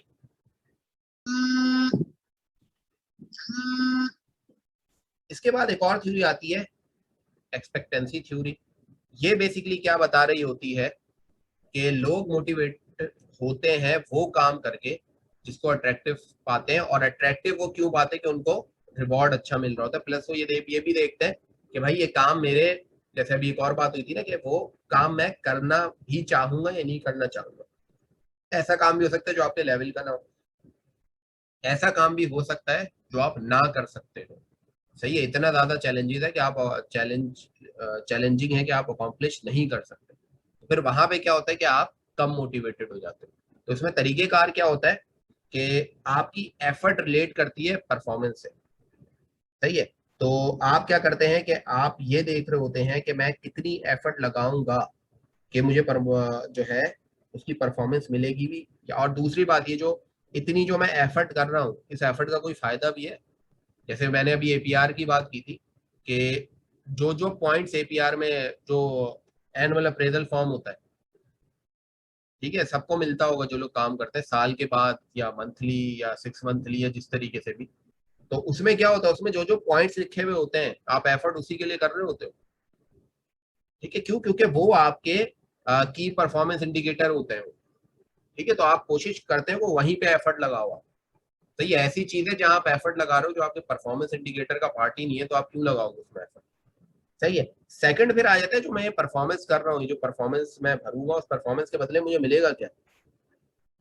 सही है, तो रिवॉर्ड क्या मिलेगा, और जो रिवॉर्ड मुझे फिर फाइनली आप सोचते हो या एक्सपेक्ट करते हो जो रिवॉर्ड मुझे मिल रहा है मेरे काम का है या नहीं है। सही है, मैं मेहनत इसलिए कर रहा था, मैंने एफर्ट की, वो परफॉर्मेंस मुझे ले जा रही थी प्रमोशन की तरफ, अब मुझे रिवॉर्ड मिल गया एक्नॉलेजमेंट सर्टिफिकेट। सही है, तो वो मेरी मोटिवेशन तो नहीं रहेगी ना, मुझे चाहिए प्रमोशन और रिवॉर्ड मुझे मिलेगा रिकॉग्निशन सर्टिफिकेट, तो वो मुझे नहीं चाहिए भाई। सही है, या मुझे पे रेस चाहिए थी, आपने मुझे कुछ और दे दिया। तो ये सारी चीजें भी देखते हैं कि असल में जो आउटकम है बेसिकली, या इसको उल्टा कर ले कि आपको रिवॉर्ड क्या मिलेगा और उस रिवॉर्ड की वैल्यू क्या है आपकी नजर में, तो आप उसी हिसाब से मोटिवेशन होती है आपकी, उसी हिसाब से आप एफर्ट लगाते हैं। तो सही है, तो ये थ्योरी बेसिकली कहती है कि एफर्ट जो है परफॉर्मेंस, एफर्ट और परफॉर्मेंस का रिलेशनशिप होता है सबसे पहले। चाहे वो परफॉर्मेंस अगर फर्ज करें फॉर एग्जाम्पल आपके एपीआर का पार्ट है तो आप उसमें एफर्ट लगाएंगे। सही है, फिर परफॉर्मेंस और रिवॉर्ड का रिलेशनशिप हो जाता है कि जो परफॉर्मेंस है उस पर आपको रिवॉर्ड क्या मिल रहा है। ठीक है, उसके बाद एक और चीज आ जाती है, अच्छा तो कुछ ज्यादा ही बोल दिया मैंने, दोबारा से जो है 10 मिनट ही रह गए, आधा घंटा हो चुका, तो थोड़ा मैं कोशिश ये करता हूँ जल्दी ही इसको खत्म करूँ। ठीक है, इसके बाद फिर क्या आ जाता है कि वो जो रिवॉर्ड है, वो जो आपके पर्सनल गोल है, जो या आपके जो पर्सनल नीड्स आप कह लें, जिस चीज की आपको नीड है वो फुलफिल कर रहा है या नहीं कर रहा। ठीक है, तो ये जो एक्सपेक्टेंसी मॉडल है मोटिवेशन का, वो ये बताता है। ठीक है, तो अगर हम देखें तो फर्क क्या है इक्विटी थ्योरी में और एक्सपेक्टेंसी थ्योरी में। इक्विटी थ्योरी में आप ये देख रहे होते हैं कि भाई मैं कितना इनपुट दे रहा हूँ, मुझे क्या मिल रहा है, और मैं दूसरे से कंपेयर कर रहा हूँ कि वो भी मेरे जितना इनपुट दे रहा है उसको क्या मिल रहा है। ठीक है, और एक्सपेक्टेंसी थ्योरी में आप ये देखते हैं कि भाई मुझे मिलेगा क्या और मुझे असल में क्या चाहिए। ठीक है, तो ये आप कंपेयर करते हैं। थोड़ा मैं जो है चीजों को अब जल्दी करूंगा कि मेरे ख्याल में टाइम थोड़ा ज्यादा लग गया है। इसके बाद एक और होती है गोल सेटिंग। एक मिनट हमारा साहब, आप जो है ना कुछ जल्दी नहीं करें, आप अपनी स्पीड से चलें, हम जो है दोबारा ज्वाइन करेंगे फिर, और ये नहीं बड़ा वो तो अच्छा मैं कर सेशन लूंगा, जा रहा लेकिन है, तो मसला ये आप कि इसको अपनी स्पीड में करें। रोजा भी है, फिर असर का टाइम होने वाला है, तो वो मैं लोगों के हिसाब से ठीक है, नहीं आप देख नहीं लें जिस अमाल तरह भाई, ये मैंने। इंटरेस्टिंग बहुत है, इसको बड़ा स्लो स्लो चलें, इंटरेस्टिंग बहुत है, हम तो बड़ा इसको कर रहे हैं, मतलब इंटरेस्ट के साथ रहे हैं। चलें जी, बहुत बहुत शुक्रिया। और वही होता है मैंने थोड़ा सा देखा है कि इंजीनियर जब टेक्नोलॉजी से हट के कुछ चीजें सुनता है, तो वो क्योंकि एक नई चीज होती है तो मजा आ रहा होता है उसको। तो मुझे भी जो है जब मैंने स्टार्ट किया था साइकोलॉजी पढ़ना, तो मुझे भी बड़ा मजा आया था, और अभी भी आता है। तभी मैं जो है इस चीज को कंटिन्यू, और ये नहीं कि मैंने कहीं एडमिशन लिया, मैं खुद पढ़ता हूँ। अब माशाल्लाह से इतना सब कुछ है, और हमारी भी बीइंग अ टीचर यही कोशिश होती है कि बच्चा जो है वो हमसे पढ़ने के बजाय वो एक्सेस करे इंटरनेट को, वो एक्सेस करे किताबों को, फ्री रिसोर्स इतनी पड़ी हुई है। और मैं कामयाबी इसी चीज को समझता हूँ कि मैंने किसी बच्चे को किताब पढ़ने पे लगा दिया, मैंने किसी बच्चे को कोई चीज ढूंढने पे लगा दिया, रिसर्च करने पे लगा दिया। तो ये बेसिकली आजकल के टीचर्स की कामयाबी होती है। तो सारी चीजें खैर रैपिड चेंजेस आ रही है। तो इसके बाद जो नेक्स्ट आता है वो आती है गोल सेटिंग थ्योरी। ठीक है, अब ये भी होता है कि आपने गोल सेट क्या किया। जैसे मैंने शुरू में ये एक बात बताई थी कि अगर किसी बंदे को अगर बोला जाए, क्रिकेट की एग्जाम्पल देते हैं, तो क्रिकेट सभी देखते होंगे। अब एक बैट्समैन जा रहा है, आप कैप्टन है या कोच है, आप उसको उस बैट्समैन को कहेंगे देखो यार इस ओवर में अच्छा खेलना है तुमने। ठीक है, तो अच्छा खेलना है तो उसके लिए क्या होगा कि अच्छा खेलना, उसके जहन में पता नहीं क्या होगा। ठीक है, वो अपने हिसाब से खेलेगा, और उसके बाद वो उतना मोटिवेट होगा या नहीं होगा। आप उसको ये कहते हैं कि भाई इस ओवर में 20 रन बनाने हैं तुमने। ठीक है, तो अब इस गोल में और उस गोल में क्या फर्क है, दोनों तरफ आपने गोल दिया था उसको। एक तरफ आपने गोल दिया था अच्छा खेलना है, अब एक तरफ आपने कहा था कि 20 रन बनाने। अब जब आपने उसको गोल स्पेसिफिक कर दिया कि भाई तुमने 20 रन बनाने इस ओवर में, तो अब वो देखेगा कि भाई ये मेरे लिए कितना चैलेंजिंग है। अगर वो हार्ड हिटर होगा, बोलेगा कोई मसला नहीं यार, सही है, 3 छक्के मारूंगा 18 रन तो ऐसे हो जाएंगे, फिर 1-2 सिंगल ले लूंगा। ठीक है, तो वो देखेगा कितना चैलेंजिंग है मेरे लिए, सही है, एक्सेप्टेबल है या नहीं है। जितना ज्यादा चैलेंजिंग होगा वो सर उतनी ये एफर्ट लगाएगा। मोहम्मद समद सवाल पूछना चाह रहे हैं, कोई रेज हैंड किया हुआ है। जी पूछिए। मोहम्मद समद साहब, आप कोई सवाल पूछना चाह रहे हैं तो प्लीज पूछें।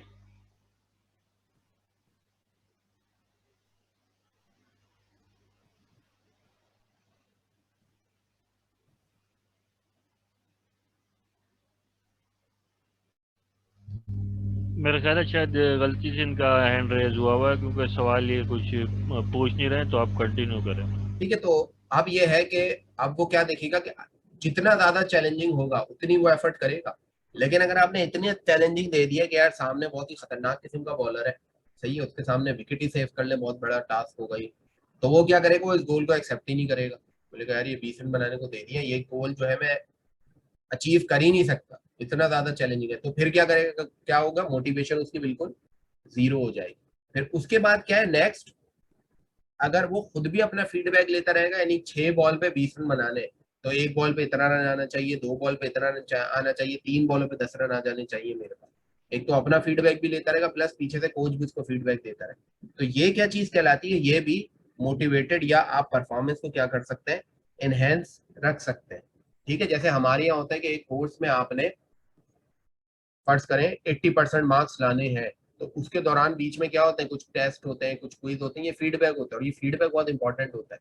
और फीडबैक को टाइमली दे भी देना, ये नहीं कि कुछ चीजें हैं वो फीडबैक दे ही नहीं रहे आप उसको, बच्चा इंतजार कर रहा है, नहीं वो जब बिल्कुल एंड में ही सारी चीजों से मिलेंगी। तो बीच बीच में जब उसे फीडबैक मिलता रहता है तो वो अपने परफॉर्मेंस को देखता रहता है, और प्लस वो अपना फीडबैक भी देखता रहता है। अब एक बंदे ने इंजीनियरिंग में एडमिशन लिया या कोई भी ग्रेजुएशन कर रहा है, तो उसने लेके चला कि मुझे 3.5 CGPA लानी होगी एंड में, तो वो अपने सेमेस्टर का रिकॉर्ड, अपने कोर्सेज का रिकॉर्ड, वो सारी चीजें फीडबैक के तौर पे देखता रहेगा। तो करना क्या होता है इसमें, बेसिकली गोल स्पेसिफिक थ्योरी जो एडविन लॉकी साहब ने दी थी, उसमें क्या चीज होती है कि आपने एक तो जो गोल है वो ऐसा बनाना है जो स्पेसिफिक हो, हवाई बातें ना हो। ठीक है, कि अच्छा करना है, बहुत अच्छा करना है, तो कहते हैं ना आग लगा देंगे इस सेमेस्टर में और ऐसा करना है वैसा करना है, ये नहीं, आप स्पेसिफिक जो टास्क हो, एक क्वांटिटी असाइन करें, उसको मेजरेबल हो, सही है। उसके बाद वो कितना चैलेंजिंग है, कम चैलेंजिंग होगा, एक हार्ड हिटर है उसको बोल दिया भाई 1 ओवर में आपने जो है, इस ओवर में 6 रन बनाने हैं, वो बोलेगा यार तो चैलेंजिंग ही नहीं है, मुझे क्या इतनी जान लगाने की जरूरत। ठीक है, ज्यादा अगर वो देंगे, अरे एक बंदे को आप बोलेंगे आपने टेस्ट में जस्ट पास होना, उसके लिए वो एफर्ट कितनी करेगा, और एक को आप बोलते हैं इसमें 90% मार्क्स लाने, तो वो एफर्ट। तीसरी चीज ये, ज़ाहिर एफर्ट उसकी ज्यादा हो जाएगी, मोटिवेशन ज्यादा हो जाएगी। तीसरी चीज ये कि वो उस गोल को एक्सेप्ट करे। अच्छा, ये ऑर्गेनाइजेशन में भी होता है, ऑर्गेनाइजेशन अपने गोल कुछ बनाती है, एम्प्लॉय जो एक्सेप्ट ही नहीं कर रहा होता उस गोल को, सही है। तो गोल आपके अलाइन होने चाहिए, अगर आप ऑर्गेनाइजेशन की बात कर रहे हैं या मैनेजमेंट की बात कर रहे हैं। जब तक आपका गोल और एम्प्लॉय का गोल एक नहीं होगा, तब तक जो है वो जाहिर सी बात है उसको अचीव करने की कोशिश नहीं करेगा, बोलेगा यार मेरे लिए काम, वही एक्सपेक्टेंसी थ्योरी भी हम देख ले, सारी पिछली थ्योरीज को आप मिलाते भी चले जाए। ठीक है, और बार बार आप फीडबैक प्रोवाइड करें, हाँ तुमने अच्छा किया, तुमने बुरा किया, ये चीज हो सकती थी, ये चीज नहीं हो सकती थी। फीडबैक का सबसे अच्छा तरीका होता है कि बंदा सबसे पहले तो अगर खुद को इवेल्युएट करना आ जाए किसी को, तो वो तो बेहतरीन बंदा होता है। ठीक है, पढ़ना क्या, जो उसका सुपीरियर है वो उसको बार बार फीडबैक देता रहे। ठीक है, तो मैनेजमेंट के हिसाब से अगर गोल सेटिंग थ्योरी पे अगर काम करना है किसी मैनेजर ने, तो वो क्या करेगा, स्पेसिफिक और चैलेंजिंग गोल्स बनाएगा, और इतने चैलेंजिंग बनाएगा कि वो एक्सेप्टेबल भी हो, और फीडबैक बार बार देता रहे कि इंडिविजुअल जो है अपनी परफॉर्मेंस को गोल के साथ कंपेयर करते रहे। ठीक है, नेक्स्ट हम आते हैं, ये थ्योरी भी जो है बड़ी जबरदस्ती, और अब हम थोड़ा सा ऑर्गेनाइजेशन की तरफ जा रहे हैं। ठीक है, कि ऑर्गेनाइजेशन को ये थ्योरी जो है बड़े काम की होती है। तो हर्जबर्ग साहब ने ये थ्योरी दी थी बेसिकली। ठीक है, तो फेडरिक हर्जबर्ग थे, इन्होंने ये थ्योरी दी थी, और इन्होंने एक नई बात कही थी। इन्होंने जो बात कही थी कि हम बेसिकली ट्रेडिशनल व्यूज क्या है, एक होती है जॉब सेटिस्फेक्शन और एक होती है जॉब डिससेटिस्फेक्शन, यानी एक बंदा या तो सेटिस्फाइड होगा या डिससेटिस्फाइड होगा। इन्होंने एक नई बात कही कि या तो बंदा सेटिस्फाइड होगा या नो सेटिस्फाइड होगा, यानी इन्होंने क्या कहा कि सेटिस्फेक्शन का अपोजिट जो है वो डिससेटिस्फेक्शन नहीं है, वो नो सेटिस्फेक्शन है। इसी तरीके से डिससेटिस्फेक्शन का जो अपोजिट है वो नो डिससेटिस्फेक्शन है। ठीक है, तो ये चीज क्या बताती है आपको कि, या सिंपल अगर मैं आपसे सवाल करूं, एक शख्स अपनी ऑर्गेनाइजेशन से डिससेटिस्फाइड नहीं है, क्या वो सेटिस्फाइड होगा? बिल्कुल नहीं। ठीक है, तो इन्होंने ये नई बात की कि कुछ चीजें होती हैं वो मोटिवेटर्स, मोटिवेशन फैक्टर कह लो या सेटिस्फेक्शन फैक्टर कह लो, और कुछ जो है चीजें होती हैं वो हाइजीन फैक्टर्स होती हैं, या वो फैक्टर जिससे डिससेटिस्फेक्शन ना हो। जो एक्सटर्नल फैक्टर्स होते हैं, एक्सट्रिंसिक फैक्टर इन्होंने कहा, वो इन्होंने जोड़े बेसिकली जॉब डिससेटिस्फेक्शन से, ठीक है, जिसमें आ जाती है कि कंपनी पॉलिसी अच्छी हो, सही है, सुपरविजन अच्छी हो, इंटरपर्सनल रिलेशन अच्छे हो, वर्किंग कंडीशन अच्छी हो, सैलरी अच्छी हो, स्टेटस, सिक्योरिटी, ये सारी चीजें अगर आपको मिले तो ये बेसिकली क्या करेंगी, जॉब डिससेटिस्फेक्शन से बचाएंगी। ये हाइजीन फैक्टर है जो कि अवॉइड करते हैं जॉब डिससेटिस्फेक्शन से। मोटिवेशन फैक्टर जो कि जॉब सेटिस्फेक्शन में अहम रोल अदा करेंगे, वो इन्होंने क्या कहा कि अचीवमेंट, रिकॉग्निशन अचीवमेंट की, work itself, responsibility, advancement, growth और सैलरी आप देखें दोनों जगह आ रही है, सही है। तो इसमें क्या है, अगर हम वही मैस्लो की हायरार्की ऑफ नीड्स की हम बात करें तो लोअर नीड को हम कह सकते हैं कि वो हाइजीन फैक्टर में आती है, अपर नीड को हम कह सकते हैं कि वो मोटिवेशन नीड या सेटिस्फेक्शन नीड में आती है। तो हाइजीन फैक्टर पे तो काम करना ही करना है, सही है। बहुत से इदारे होते हैं वो हाइजीन फैक्टर पे काम करते हैं, और हाइजीन फैक्टर का मतलब यही है कि ये लोअर लेवल की बात हो रही है अगर मैस्लो की हायरार्की ऑफ नीड देखें या एक्सटर्नल फैक्टर देखें। इंटरनली, ठीक है सर काइंडली नंबर कर देंगे आप?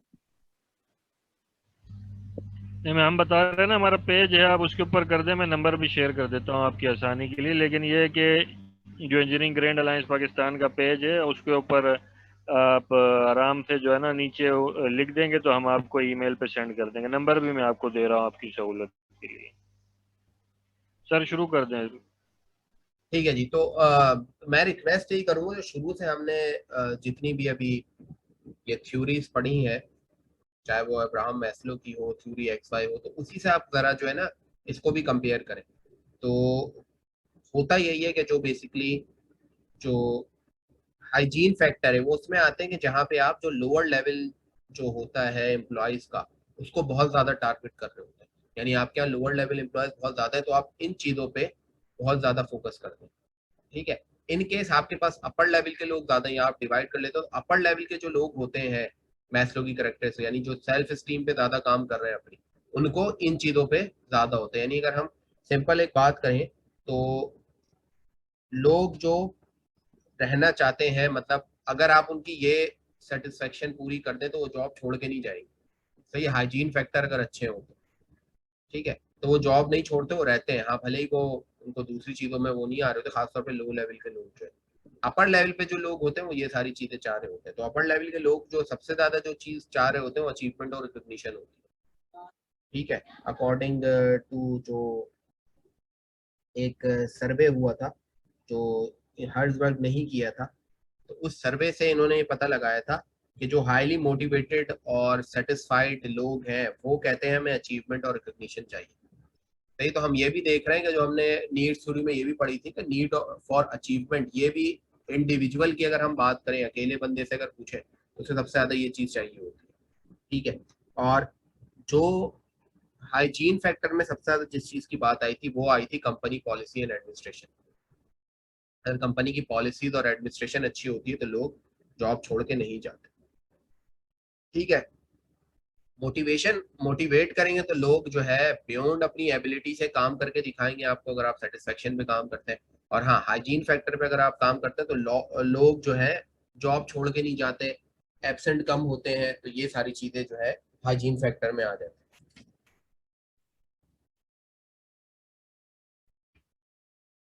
ठीक है। तो इतनी सारी चीजें पढ़ने के बाद हम थोड़ा सा अब इसको मैनेजर की पॉइंट ऑफ व्यू से या ऑर्गेनाइजेशन की पॉइंट ऑफ व्यू से अगर हम देखें तो क्यों ज्यादा इंपॉर्टेंट है, क्योंकि मोटिवेशन की ही वजह से लोग जो है ऑर्गेनाइजेशन में रहते हैं, इसलिए मोटिवेशन जरूरी है। अगर बंदा जो है डीमोटिवेट रहेगा तो वो क्या करेगा, ऑर्गेनाइजेशन को छोड़ने की कोशिश करेगा, ऑर्गेनाइजेशन को छोड़ेगा नहीं तो वो एब्सेंट होने लग जाएगा, ठीक है। कामों में इंटरेस्ट नहीं लेगा, और कह लो कि नेग्लिजेंस दिखाएगा।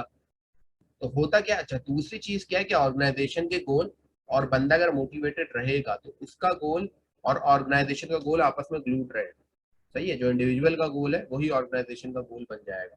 जैसे हम एक एग्जाम्पल भी देंगे, या चले अभी मैं बता देता हूँ, जहाँ पे एक कुछ कंपनीज होती हैं जहाँ टोटल क्वालिटी मैनेजमेंट पे बड़ा फोकस होता है या क्वालिटी पे बड़ा फोकस होता है। आप एक ऐसी कंपनी में काम करते हैं जहां वो क्वालिटी पे कोई कॉम्प्रोमाइज नहीं करती अपने प्रोडक्ट की।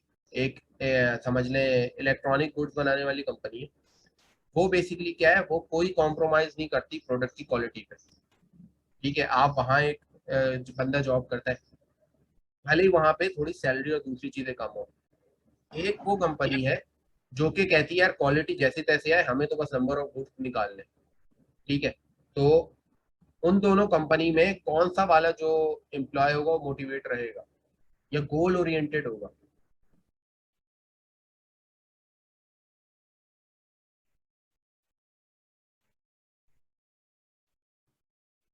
सर असद आप जिसको ज्यादा मिल रहे होंगे, फर्स्ट वन ने एक ने जवाब दिया है, जिसको ज्यादा बेनिफिट मिल रहे हैं वही ज्यादा मोटिवेटेड होगा मेरे हिसाब से। तो नहीं, बेनिफिट की मैं बात नहीं कर रहा, इंडिविजुअल बेनिफिट की बात नहीं कर रहा, मैं कंपनी का गोल बता रहा हूँ। कंपनी की मार्केट में प्रोग्रेस बहुत अच्छी पॉजिटिव प्रोग्रेस है, वो नंबर 1 पे रहना चाहती है, प्रोडक्ट की क्वालिटी पे वो कोई कॉम्प्रोमाइज नहीं करती। एक कंपनी है वो मशहूर है कि 2 नंबर कंपनी है, ठीक है, तो मोटिवेटेड किसका एम्प्लॉय ज्यादा होगा? जो अच्छी सर ये कंपनी का होगा उसकी इमेज अच्छी होगी, बाहर भी उसकी जो है ना वैल्यू बन रही होगी। ठीक क्वालिटी है, वाली कंपनी है, और एक आप क्वालिटी कह रहे वाली हैं कंपनी क्वालिटी वाली वाली जाहिर सी कंपनी की। बात है अपने सप्लायर से, अपने जो भी उसके क्लाइंट होंगे उससे भी रिलेशनशिप अच्छा बनाएगी, जो टोटल सर मैं क्वालिटी। इसमें थोड़ा सा शायद डिसएग्री करूं कि हाँ शायद ये बिल्कुल। जो आपका क्वेश्चन है ये जियोग्राफिकल लोकेशन के हिसाब से डिपेंड करेगा। हाँ ये भी एग्जैक्टली एक चीज है कि आप क्वांटिटी को तरजीह देते हो, क्वालिटी को तरजीह देते हो।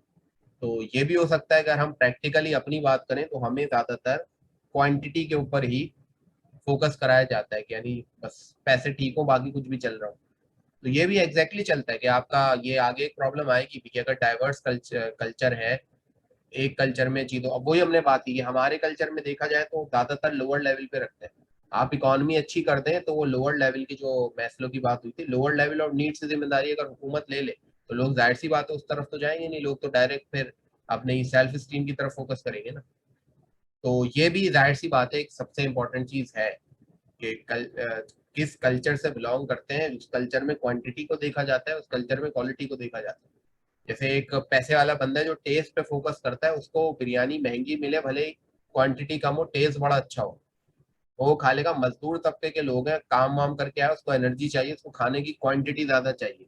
अब उसको बिरयानी जैसी भी मिल रही हो, क्वांटिटी ज्यादा है, वो उस बिरयानी पे फोकस करेगा कि 100 रुपए में मुझे आधा किलो क्वांटिटी मिल रही है और एक जगह 100 रुपए में मुझे 1 पाव क्वांटिटी मिल रही है, तो वो आधा किलो वाली जाके ही खाएगा भले ही उसका टेस्ट बिल्कुल बेकार से। तो ये बिल्कुल है। और फिर इसमें वही चीज आ जाती है कि वो लोअर लेवल पे है या अपर लेवल पे। तो सारी चीजों को जो है हमने नजर में रखना है इन थ्योरीज को, ठीक है। और हमने ये बात की कि अगर मोटिवेटेड रखते हैं आप, ये मैं पहले ही बात कर चुका हूँ एम्प्लॉय को, तो फिर क्या होता है वो क्रिएटिव होता है।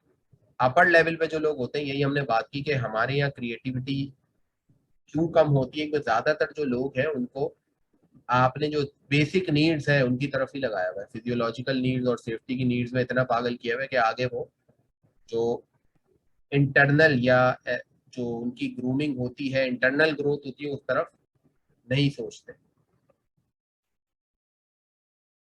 ठीक है। और कौन कौन से जो है डिसीजन बहुत ज्यादा लेते हैं, अब आपने भी थोड़ा सा काम करना है कि आप जब ज्वाइनिंग या remaining a member of an organisation पे काम कर रहे होते हैं तो आप किन फैक्टर्स को देखते हैं। ये इतनी सारी चीजें हमने पढ़ी ना, तो आपने खुद अपना फैसला करना है, ना किसी को बताना है ना कुछ और करना है। तो ये भी आप जरा सा देखेंगे कि जो है जो लोग होते हैं वो किन किन बातों पे ये काम कर रहे होते हैं कि ज्यादा मोटिवेट होते हैं, ज्यादा जान लगाते हैं, ज्यादा एफर्ट लगाते हैं। पहली चीज ये है कि क्यों किन बिना पे वो एक ऑर्गेनाइजेशन ज्वाइन करते हैं और रिमेन रहते हैं उसमें, सही है। दूसरी बात है वो क्यों जो है इतना ज्यादा हार्ड वर्क करें या टास्क परफॉर्मेंस करें, ठीक है। तो किन बेसिस पे वो करते हैं, ये पिछली सारी चीजें हमने पढ़नी है। तो इस हिसाब से आप अपनी कुछ चीजें लिख सकते हैं कि हाँ भाई आपको क्या चीज अच्छी लगती है जिस बिना पे आप जो है हाई लेवल करेंगे। वही चीज है कि जो रिवॉर्ड है उसकी आपकी नजर में क्या एक्सपेक्टेशन है, एक्सपेक्टेंसी थ्योरी जो भी हमने देखी, ठीक है। अच्छा, ऑर्गेनाइजेशन इस चीज को कैसे देखेगी? ऑर्गेनाइजेशन देखती है कि भाई एक बंदा काफी अरसे से काम कर रहा है, वहाँ टर्नओवर रेशो बहुत कम है, जो टर्नओवर लोग छोड़ छोड़ के जा रहे होते हैं वो बहुत कम है, अटेंडेंस बड़ी अच्छी रहती है। तो वहां से ये देखा ये जाता है कि यहाँ के जो लोग हैं वो डिससेटिस्फाइड नहीं है, क्योंकि जो डिससेटिस्फाइड होते हैं वो जॉब भी क्विट करते हैं और एब्सेंट भी होते हैं। फिर दोबारा हम उसमें ही आते हैं कि जो परफॉर्मेंस का फॉर्मूला था, तो हमने देखा एबिलिटी मल्टीप्लाई होती है मोटिवेशन से, और मोटिवेशन, ये ओवरऑल ये फंक्शन है तीनों चीजों को मिला, ठीक है। तो अपॉर्चुनिटी को हम समझाने के लिए ये भी कर सकते हैं कि अपॉर्चुनिटी और रिवॉर्ड अगर रखते हैं, तो बात ये कि एबिलिटी बंदे में होती है, सही है, उसको उस एनर्जी को कन्वर्ट करना एक्शन में, ठीक है, ये मोटिवेशन होती है। और मोटिवेशन दैट सी बात है, परफॉर्मेंस और रिवॉर्ड का अगर आप लिंक कर देंगे तो मोटिवेशन या अपॉर्चुनिटी उसको मिलेगी तो वो खुद ही मोटिवेट रहेगा। अच्छा, यही बात है कि अगर हम अब्राहम मैस्लो की बात करें, जो लोअर लेवल नीड्स पे जो लोग होते हैं उनके लिए सबसे बड़ा मोटिवेटर क्या होता है? पैसा, ठीक है। तो उन्हें जो शुरू की बेसिक नीड्स जो पूरी करनी है वो पैसे से पूरी करनी है, वो लाजमी पैसा ही देखेंगे। हाँ, ऐसा नहीं कि जो बड़े लेवल पे वो भी पैसा नहीं देखते, लेकिन वो पैसे के अलावा और भी चीजें देखते हैं, ठीक है। तो नीचे लेवल का बंदा तो पैसा ही देखेगा, भाई पैसे कितने मिल रहे हैं, बाकी चीजें उसे मिल रही है या नहीं मिल रही। तो पैसा हमारी कौम के लिए भाई सबसे बड़ा मोटिवेटर है, ठीक है। हमारे यहाँ जाहिर सी बात है, जो पैसा होता है जिसकी तनख्वाह जितनी ज्यादा होती है, इस बार जितना पैसा उसे हम यही करते हैं कि इसकी अचीवमेंट भी उतनी ज्यादा होगी। हेलो इफेक्ट कहते हैं इसे, कि एक चीज को आप नजर में रखते हैं और बाकी चीजों को भूल जाते हैं। तो हमारे यहाँ भी हेलो इफेक्ट होता है कि एक बंदा बहुत पैसे वाला है, बहुत बड़ी गाड़ी में आ रहा है, सारे हम उसके साथ लगा देंगे, पढ़ा लिखा भी होगा, ये कामयाब भी है, सब कुछ भी है, भले ही गाड़ी रेंट पे लेके आया है, ठीक है। लोग जो है कम पैसे देने वाली ऑर्गेनाइजेशन में रहना पसंद नहीं करते, सही है। इसके अलावा जो है जितना ज्यादा पैसा बढ़ाते जाओगे उनमें कॉन्फिडेंस भी आता रहता है, ठीक है। अब इससे कोई एग्री भी कर सकता है, कोई डिसएग्री भी कर सकता है, और अपनी एबिलिटीज और लिमिटेशन का भी पता होता है, ठीक है, जो पैसे। इसी तरीके से हमने बार बार ये बात की कि कुछ चीजें जो है पैसे से रिलेटेड होती है, इंसेंटिव या रिवॉर्ड जो है आपको मिलता है, उसमें बोनसेस होते हैं मोटिवेट करने के लिए।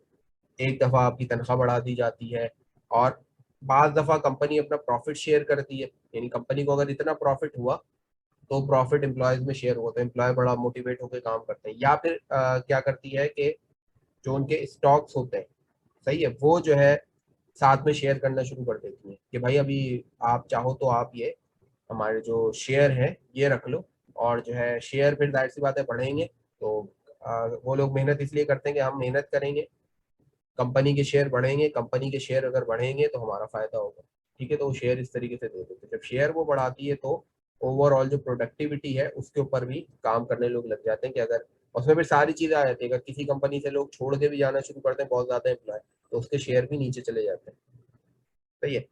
इसी तरीके से नॉन मॉनेटरी इंसेंटिव में क्या क्या चीजें आ जाती हैं, प्रमोशन में भी ज्यादातर वैसे तो पैसे का ही वो होता है कि आप जो क्वालिटी को इम्प्रूव करते हैं, आप कुछ कोर्सेज करवाते हैं उनको, उनकी जो कह लें कि एबिलिटीज को इम्प्रूव करते हैं, तो वो भी जो है एक तरीके से, जैसे हमारे यहाँ होता है कि टीचर्स की कुछ ट्रेनिंग वगैरह करा देते हैं, अप्रिसिएशन सर्टिफिकेट्स वगैरह देते हैं।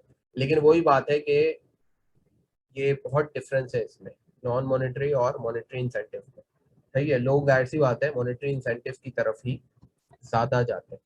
टोटल क्वालिटी मैनेजमेंट का मैंने पहले भी जिक्र किया था कि एक सिस्टमेटिक अटेम्प्ट जहाँ पे चल रहा होता है कि बार बार अपनी प्रोडक्ट को वो की क्वालिटी को खूब से खूब तर करने की कोशिश करते हैं, पोजीशन मेंटेन करने की कोशिश करते हैं, पॉजिटिव पोजीशन मेंटेन करने की कोशिश करते हैं मार्केट में। तो वहाँ के जो एम्प्लॉय होते हैं वो भी मोटिवेटेड रहते हैं। अब ये वही बात है कि जैसे आई थिंक राना अजमतुल्लाही साहब थे, उन्होंने ये बात कही थी कि डिपेंड करता है कल्चर टू कल्चर, और वही मैंने कहा कि लोअर ऑर्डर पे बंदे हैं या हायर ऑर्डर पे बंदे हैं। हायर ऑर्डर बंदे हैं तो उनको जाहिर सी बात है, एक ऑब्सेशन हो जाता है कस्टमर की सेटिस्फेक्शन के साथ, वो क्वालिटी पे कोई कॉम्प्रोमाइज नहीं करते और मोटिवेटेड रहते हैं कि खूब से खूब तक क्वालिटी हम किस तरीके से देते हैं, ठीक है। इसमें हो सकता है फिर उनकी तनख्वाह वगैरह भी बढ़ती हो, लेकिन होता क्या है कि लोग कोशिश यही करते हैं कि उन कंपनी में जाके काम करें जिनका जो एंड प्रोडक्ट है वो अच्छा हो। ऐसी भी जो है तालीमी इदारे हो सकते हैं जो मुझे अप्रोच करें, लेकिन मुझे ओवरऑल उनका की जो मार्केट है या ओवरऑल जो उनका एंड प्रोडक्ट स्टूडेंट निकलता है ग्रेजुएट होके वो इतना अच्छा नहीं मशहूर है, तो जाहिर सी बात है मैं अवॉइड करूंगा।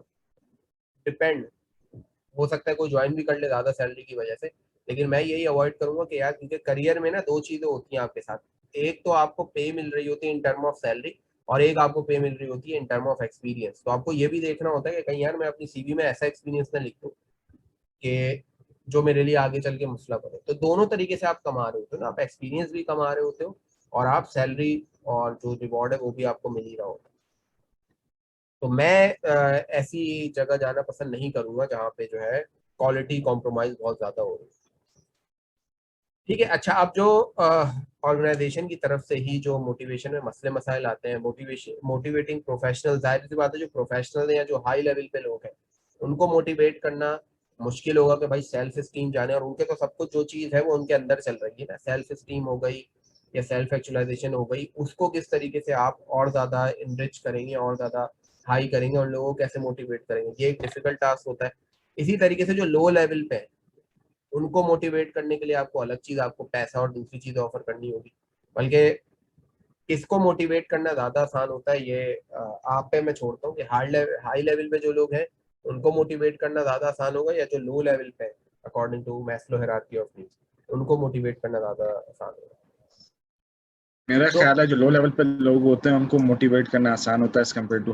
हाँ, क्यों? क्योंकि उनकी नीड्स आपको पता है, उनकी नीड्स है एक्सटर्नल, सही है। और जो प्रोफेशनल्स हैं या जो हाई लेवल पे उनकी नीड है इंटरनल। अब इंटरनल आपको नहीं पता कि भाई ये सेल्फ फुलफिलमेंट इसके नज़र में क्या है, मेरे नज़र में कुछ और हो सकती है, उसकी नज़र में कुछ और हो सकती है। टेम्पररी वर्कर्स जो बेचारे होते हैं उनको किस तरीके से, वो आए ऑर्गेनाइजेशन में 6 महीने के लिए काम करने के लिए, ठीक है, तो उसको आपने किस तरीके से मोटिवेट करना है, ये भी एक फैक्टर है। जो खासतौर पर मैनेजर पोजीशन पे होते हैं, टेम्पररी काम किसी से ले रहे हैं, तो उसको किस तरीके से आप मोटिवेट करेंगे। और वही बात है, डाइवर्सिफाइड वर्क फोर्स है आपके पास, अलग अलग है। मेल का जाहिर सी बात है मोटिवेशन फैक्टर अलग होगा, फीमेल का अलग होगा, एज ग्रुप वाइज अलग अलग है। जो बिल्कुल नए नए आए हैं उनका अलग होगा, एक्सपीरियंस लोगों का अलग होगा, यंग है उनका अलग होगा, जो थोड़े से एजेड लोग हैं उनका अलग होगा। तो मोटिवेशन फैक्टर एक डाइवर्सिफाइड आपकी जो वर्कर्स हैं उनमें आप किस तरीके से ये सारा काम आप करेंगे। अब वही बात है, लो स्किल के लिए कुछ और होगा, और जो बेचारे एक ही काम बार बार करते रहते हैं उनको मोटिवेट रखना है। तो सेम काम कर रहे हैं, वही उन्होंने एक काम रिपीटेडली एक ही वही काम करते रहना है। जैसे मैं भी अपनी टीचिंग की बात करूँ, वो तो अलग बात है कि हमारी टीचिंग के प्रोसेस चेंज होते रहते हैं, लेकिन क्या है कि एक कोर्स खत्म हुआ, फिर नया सेमेस्टर आ गया, फिर दूसरा सेमेस्टर आ गया, फिर दूसरा सेमेस्टर आ गया, तो ये भी चीज़ है। खैर उसमें फिर ब्रेक्स होते हैं, डिफरेंट चीज़ें होती हैं, वो भी ऑर्गेनाइजेशन करती है। और इसलिए एक बार दफ़ा होता है कि छुट्टी पे भेजा जाता है बाद ऑर्गेनाइजेशन में, या दूसरी चीज़ें ऐसी दी जाती है। ठीक है, तो मैनेजर्स क्या क्या कर सकते हैं इसके लिए, सब पे हम बात हो कर चुके हैं। इंडिविजुअल को अलग अलग तरीके से देखें, हर किसी को एक तरीके से ना देखें, ठीक है। गोल सेट करें, फीडबैक दें उनको, और डिसीजन मेकिंग में जो हम बात करते हैं। अच्छा, एक और चीज़ थी जो मैंने इंक्लूड नहीं की, वो भी एक मैनेजमेंट का ही टॉपिक है, एमबीओ कहलाता है, मैनेजमेंट बाय ऑब्जेक्टिव। तो उसमें होता यही है कि आप क्या करते हैं, सारे लोगों को बुलाते हैं और ऑब्जेक्टिव सेट करते हैं, सही है, और उसके बाद फिर कंटिन्यूस उस पर फीडबैक देते रहते हैं कि ये हमारा जो है गोल है, गोल को अचीव करने के लिए ये हमारे ऑब्जेक्टिव है, और इन ऑब्जेक्टिव को देख के हम मीटिंग करेंगे बार बार और सारी चीजें करेंगे। ये भी एक बात है कि ऑर्गेनाइजेशन में मीटिंग होनी चाहिए, नहीं होनी चाहिए। कुछ लोगों को लगता है कि यार मीटिंग में सिर्फ टाइम जाया होता है, कुछ लोग को लगता है कि हाँ यार मीटिंग होनी चाहिए, आप एक दूसरे से डिस्कस करते हैं, अलग अलग व्यूज है इसमें। ठीक है, और ये बहुत इंपॉर्टेंट चीज है मोटिवेशन में कि जब तक आप परफॉर्मेंस के साथ रिवॉर्ड नहीं देंगे तो फिर मोटिवेट भी नहीं रहेगा। जैसे आप एक सिंपल सी चीज कहेंगे, वैसे तो रीइंफोर्समेंट थ्योरी भी होती है कि आपको एक सेट ऑफ बिहेवियर चाहिए होता है जिसमें, लेकिन आप अगर देख लें कि ये जो बंदर के तमाशे दिखाने वाले होते हैं या जो भी एनिमल से कोई काम करवा रहे होते हैं, तो वो क्या कर रहे होते हैं, वो जैसे ही कोई परफॉर्मेंस देता है तो उसके बाद उसको फौरन उसका रिवॉर्ड मिलता है। उसको पता होता है कि मैं ये चीज करूंगा तो मुझे ये रिवॉर्ड मिलेगा, और ये रिवॉर्ड मेरे लिए काबिल कबूल है या नहीं है, सही है। अब एक बंदर है और उसे जो है आप ऐसी चीज दे रहे हो जो उसके काम की नहीं है, फर्ज करो फ्राइड फिश दे दी आपने, वो खाएगा ही नहीं, बोलेगा ये मेरे काम की चीज तो है नहीं जो मुझे दे रहा है। तो आपको रिवॉर्ड भी ऐसे रखने होते हैं। तो रिवॉर्ड को आप जब परफॉर्मेंस से लिंक कर देते हैं तो बंदा मोटिवेट रहता है, उसकी परफॉर्मेंस अच्छी होती है। ठीक है, और सिस्टम इक्विटी को आप जरूर चेक करें। जो वही बात हुआ था कि ऑर्गेनाइजेशनल जस्टिस या इनजस्टिस के बारे में जो एक सवाल भी आया था, तो इस चीज को नजर में रखें। जाहिर सी बात है, इन इक्विटी अगर आ गई तो शुरू में तो वो बंदा कोशिश करेगा कि मैं, अगर वो जायज है, उसको कम पैसे मिल रहे हैं और दूसरा बंदा किसी स्किल की वजह से, किसी हाई क्वालिफिकेशन की वजह से, दूसरी वजह से उसने अपने इनपुट भी बढ़ाए तो उसका आउटपुट उसको ज्यादा मिल रहा है, तो सही है। लेकिन इन केस अगर इनजस्टिस हो रहा है तो जाहिर सी बात है उसकी मोटिवेशन नीचे आ जाएगी। तो ये थी भाई मेरी तरफ से एक छोटी सी कोशिश, और जो मैं कर सकता था 1 हफ्ते के टाइम में, तो कुछ दिन मुझे मिले थे, तो उस टाइम में मैंने तो सोचा बहुत शुक्रिया हमारे साहब आपका कि आपने ये खास तौर पे इंजीनियर्स के लिए, और यहाँ पर मैनेजर्स भी मौजूद थे डिफरेंट कंपनी की, उनके लिए आपने ये प्रेजेंटेशन की हमारी रिक्वेस्ट पर, इंजीनियरिंग ग्रैंड लाइंस पाकिस्तान की रिक्वेस्ट पर। हम उसके मशकूर हैं आपके इंशाल्लाह। और मैं रिक्वेस्ट करूंगा पार्टिसिपेंट से कि आप इंजीनियरिंग ग्रैंड अलायंस पाकिस्तान के पेज में जो हमारे वेबिनार का लिंक है उसके नीचे आप जो है इवेलुएट भी कर सकते हैं इस वेबिनार को, कि आपने इससे क्या सीखा या क्या इम्प्रूवमेंट की गुंजाइश इसके अंदर मौजूद है। हम मजीद भी इस तरह के वेबिनार आपके लिए लेकर आएंगे ताकि पाकिस्तान में जो मैनेजर्स हैं अपनी परफॉर्मेंस बेहतर करें, ख़ास तौर पे इंजीनियर्स के लिए, क्योंकि engineering grand alliance Pakistan engineers के लिए काम करती है ज़्यादा, तो उनके लिए भी जो है बेहतरी आ सके, जो है ना इंजीनियरिंग कम्युनिटी में बेहतरी आ सके। तो आप जो है ना इंजीनियरिंग ग्रैंड अलायंस पाकिस्तान पे अपना ईमेल और अपना कंप्लीट नाम लिखें और नीचे इवेलुएट भी करें, चाहे अच्छी इवेल्यूशन करें या बुरी करें, जो जेन्युइन इवेल्युएशन है आप वो करें। और आप जब ईमेल अपना देंगे और नाम आपका वहाँ होगा तो इंशाल्लाह हम आपको उसके सर्टिफिकेट भी इशू करेंगे, जिसको सर्टिफिकेट चाहिए वही सर्टिफिकेट होंगे, आप कहीं पर भी उसका जाकर जो है प्रिंट निकाल सकते हैं फिर, तो ऑफिशियली आपके पास वो सर्टिफिकेट आ जाएगा इंजीनियरिंग ग्रैंड अलायंस पाकिस्तान की जरूरत है। बहुत बहुत शुक्रिया सर अमान मुनामी। अच्छा, मैं भी यही और ऐड करना चाहूँगा कि जब हमारे इंजीनियर के स्टूडेंट इंजीनियरिंग करके कहीं पे भी जाते हैं, तो सबसे बड़ा मसला जो आता है वो इंटरपर्सनल स्किल्स का ही आता है। इंटरपर्सनल स्किल्स ये नहीं है कि कोई बंदा कोई बहुत अच्छी इंग्लिश बोलता हो या दूसरी चीज़ें, उनका मसला ये होता है कि वो हमने भी देखा है कि दिल और दिमाग में कुछ और होता है, वो जबान पे आते हुए कुछ और बन जाता है। ठीक है, फिर सामने जो बैठा हुआ बंदा है वो कुछ और परसीव करता है उससे। ठीक है, फिर वो अगली जगह जाके वो बात बताता है तो वो फिर कुछ और बन जाती है। तो ये जो इंफॉर्मेशन फिर वो चीज़ रहती नहीं है। ठीक है, तो ये बहुत ज़रूरी होता है कि जो चीज़ आप कहना चाहते हैं वही कहो। ठीक है, फिर सामने वाले की परसेप्शन भी उसी तरीके की हो। इम्प्रेशन मैनेजमेंट आपको ये देखना होता है कि जो इम्प्रेशन मैं उसके सामने बैठाना चाह रहा हूँ वो इम्प्रेशन बना भी या नहीं बना। ठीक है, तो खैर वो परसीव लोग डिफरेंट तरीके से करते हैं, इसका भी पूरा एक टॉपिक होता है। तो होता ही है जो बिल्कुल छोटी छोटी चीजें जो हम इंजीनियर्स नजरअंदाज कर देते हैं। ठीक है, हालांकि ये होती बहुत आसान है। कोई दूसरे फील्ड के लोगों तो उनसे मैं थोड़ा सा माजरत चाहूंगा, लेकिन जो इंजीनियरिंग का कोर्स है वो बहुत डिफिकल्ट होता है।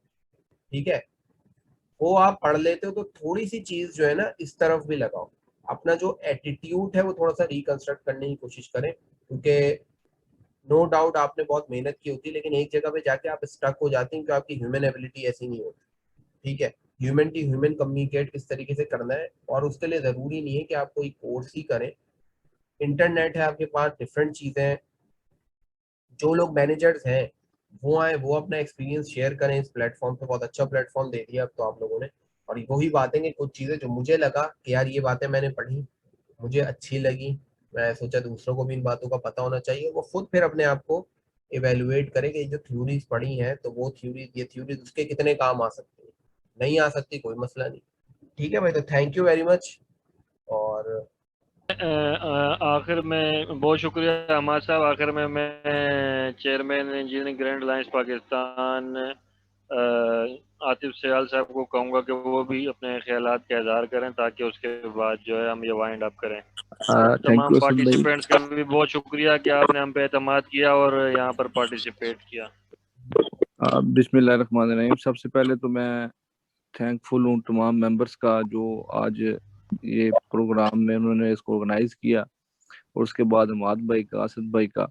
और इसी तरह ही हमने जो इंजीनियर्स कम्युनिटी है वो इसको इस तरह ही आगे लेके जाना है कि आपके पास किसी के पास कोई भी एक्सपर्टीज है तो ये एक प्लेटफॉर्म है, आप अपनी एक्सपर्टीज लेके आए। जिसका हमारा जो विजन है वो यही है, जो आपकी एक्सपर्टीज है वो हम लेंगे, जो हमारी एक्सपर्टीज है वो हम अपने भाइयों को देंगे। इसी तरह ही आप अपनी कम्युनिटी को स्ट्रॉन्ग करेंगे। और आज जो है ये तो बड़ा अच्छा इंटरेस्टिंग था। हालांकि ये बहुत बड़ा जूम की मीटिंग हुई है, और इंटरेस्टिंग सबसे ज्यादा मैंने सुनी है इसको इंटरेस्ट लेके ना, क्योंकि ये टॉपिक भी जिस तरह माद भाई ने कहा ये आउट ऑफ द टॉपिक था, तो सुनने में ज्यादा मजा आता है। टेक्निकल होता तो यहाँ पे बड़ा मुश्किल होता था हमें सुनने के लिए ना।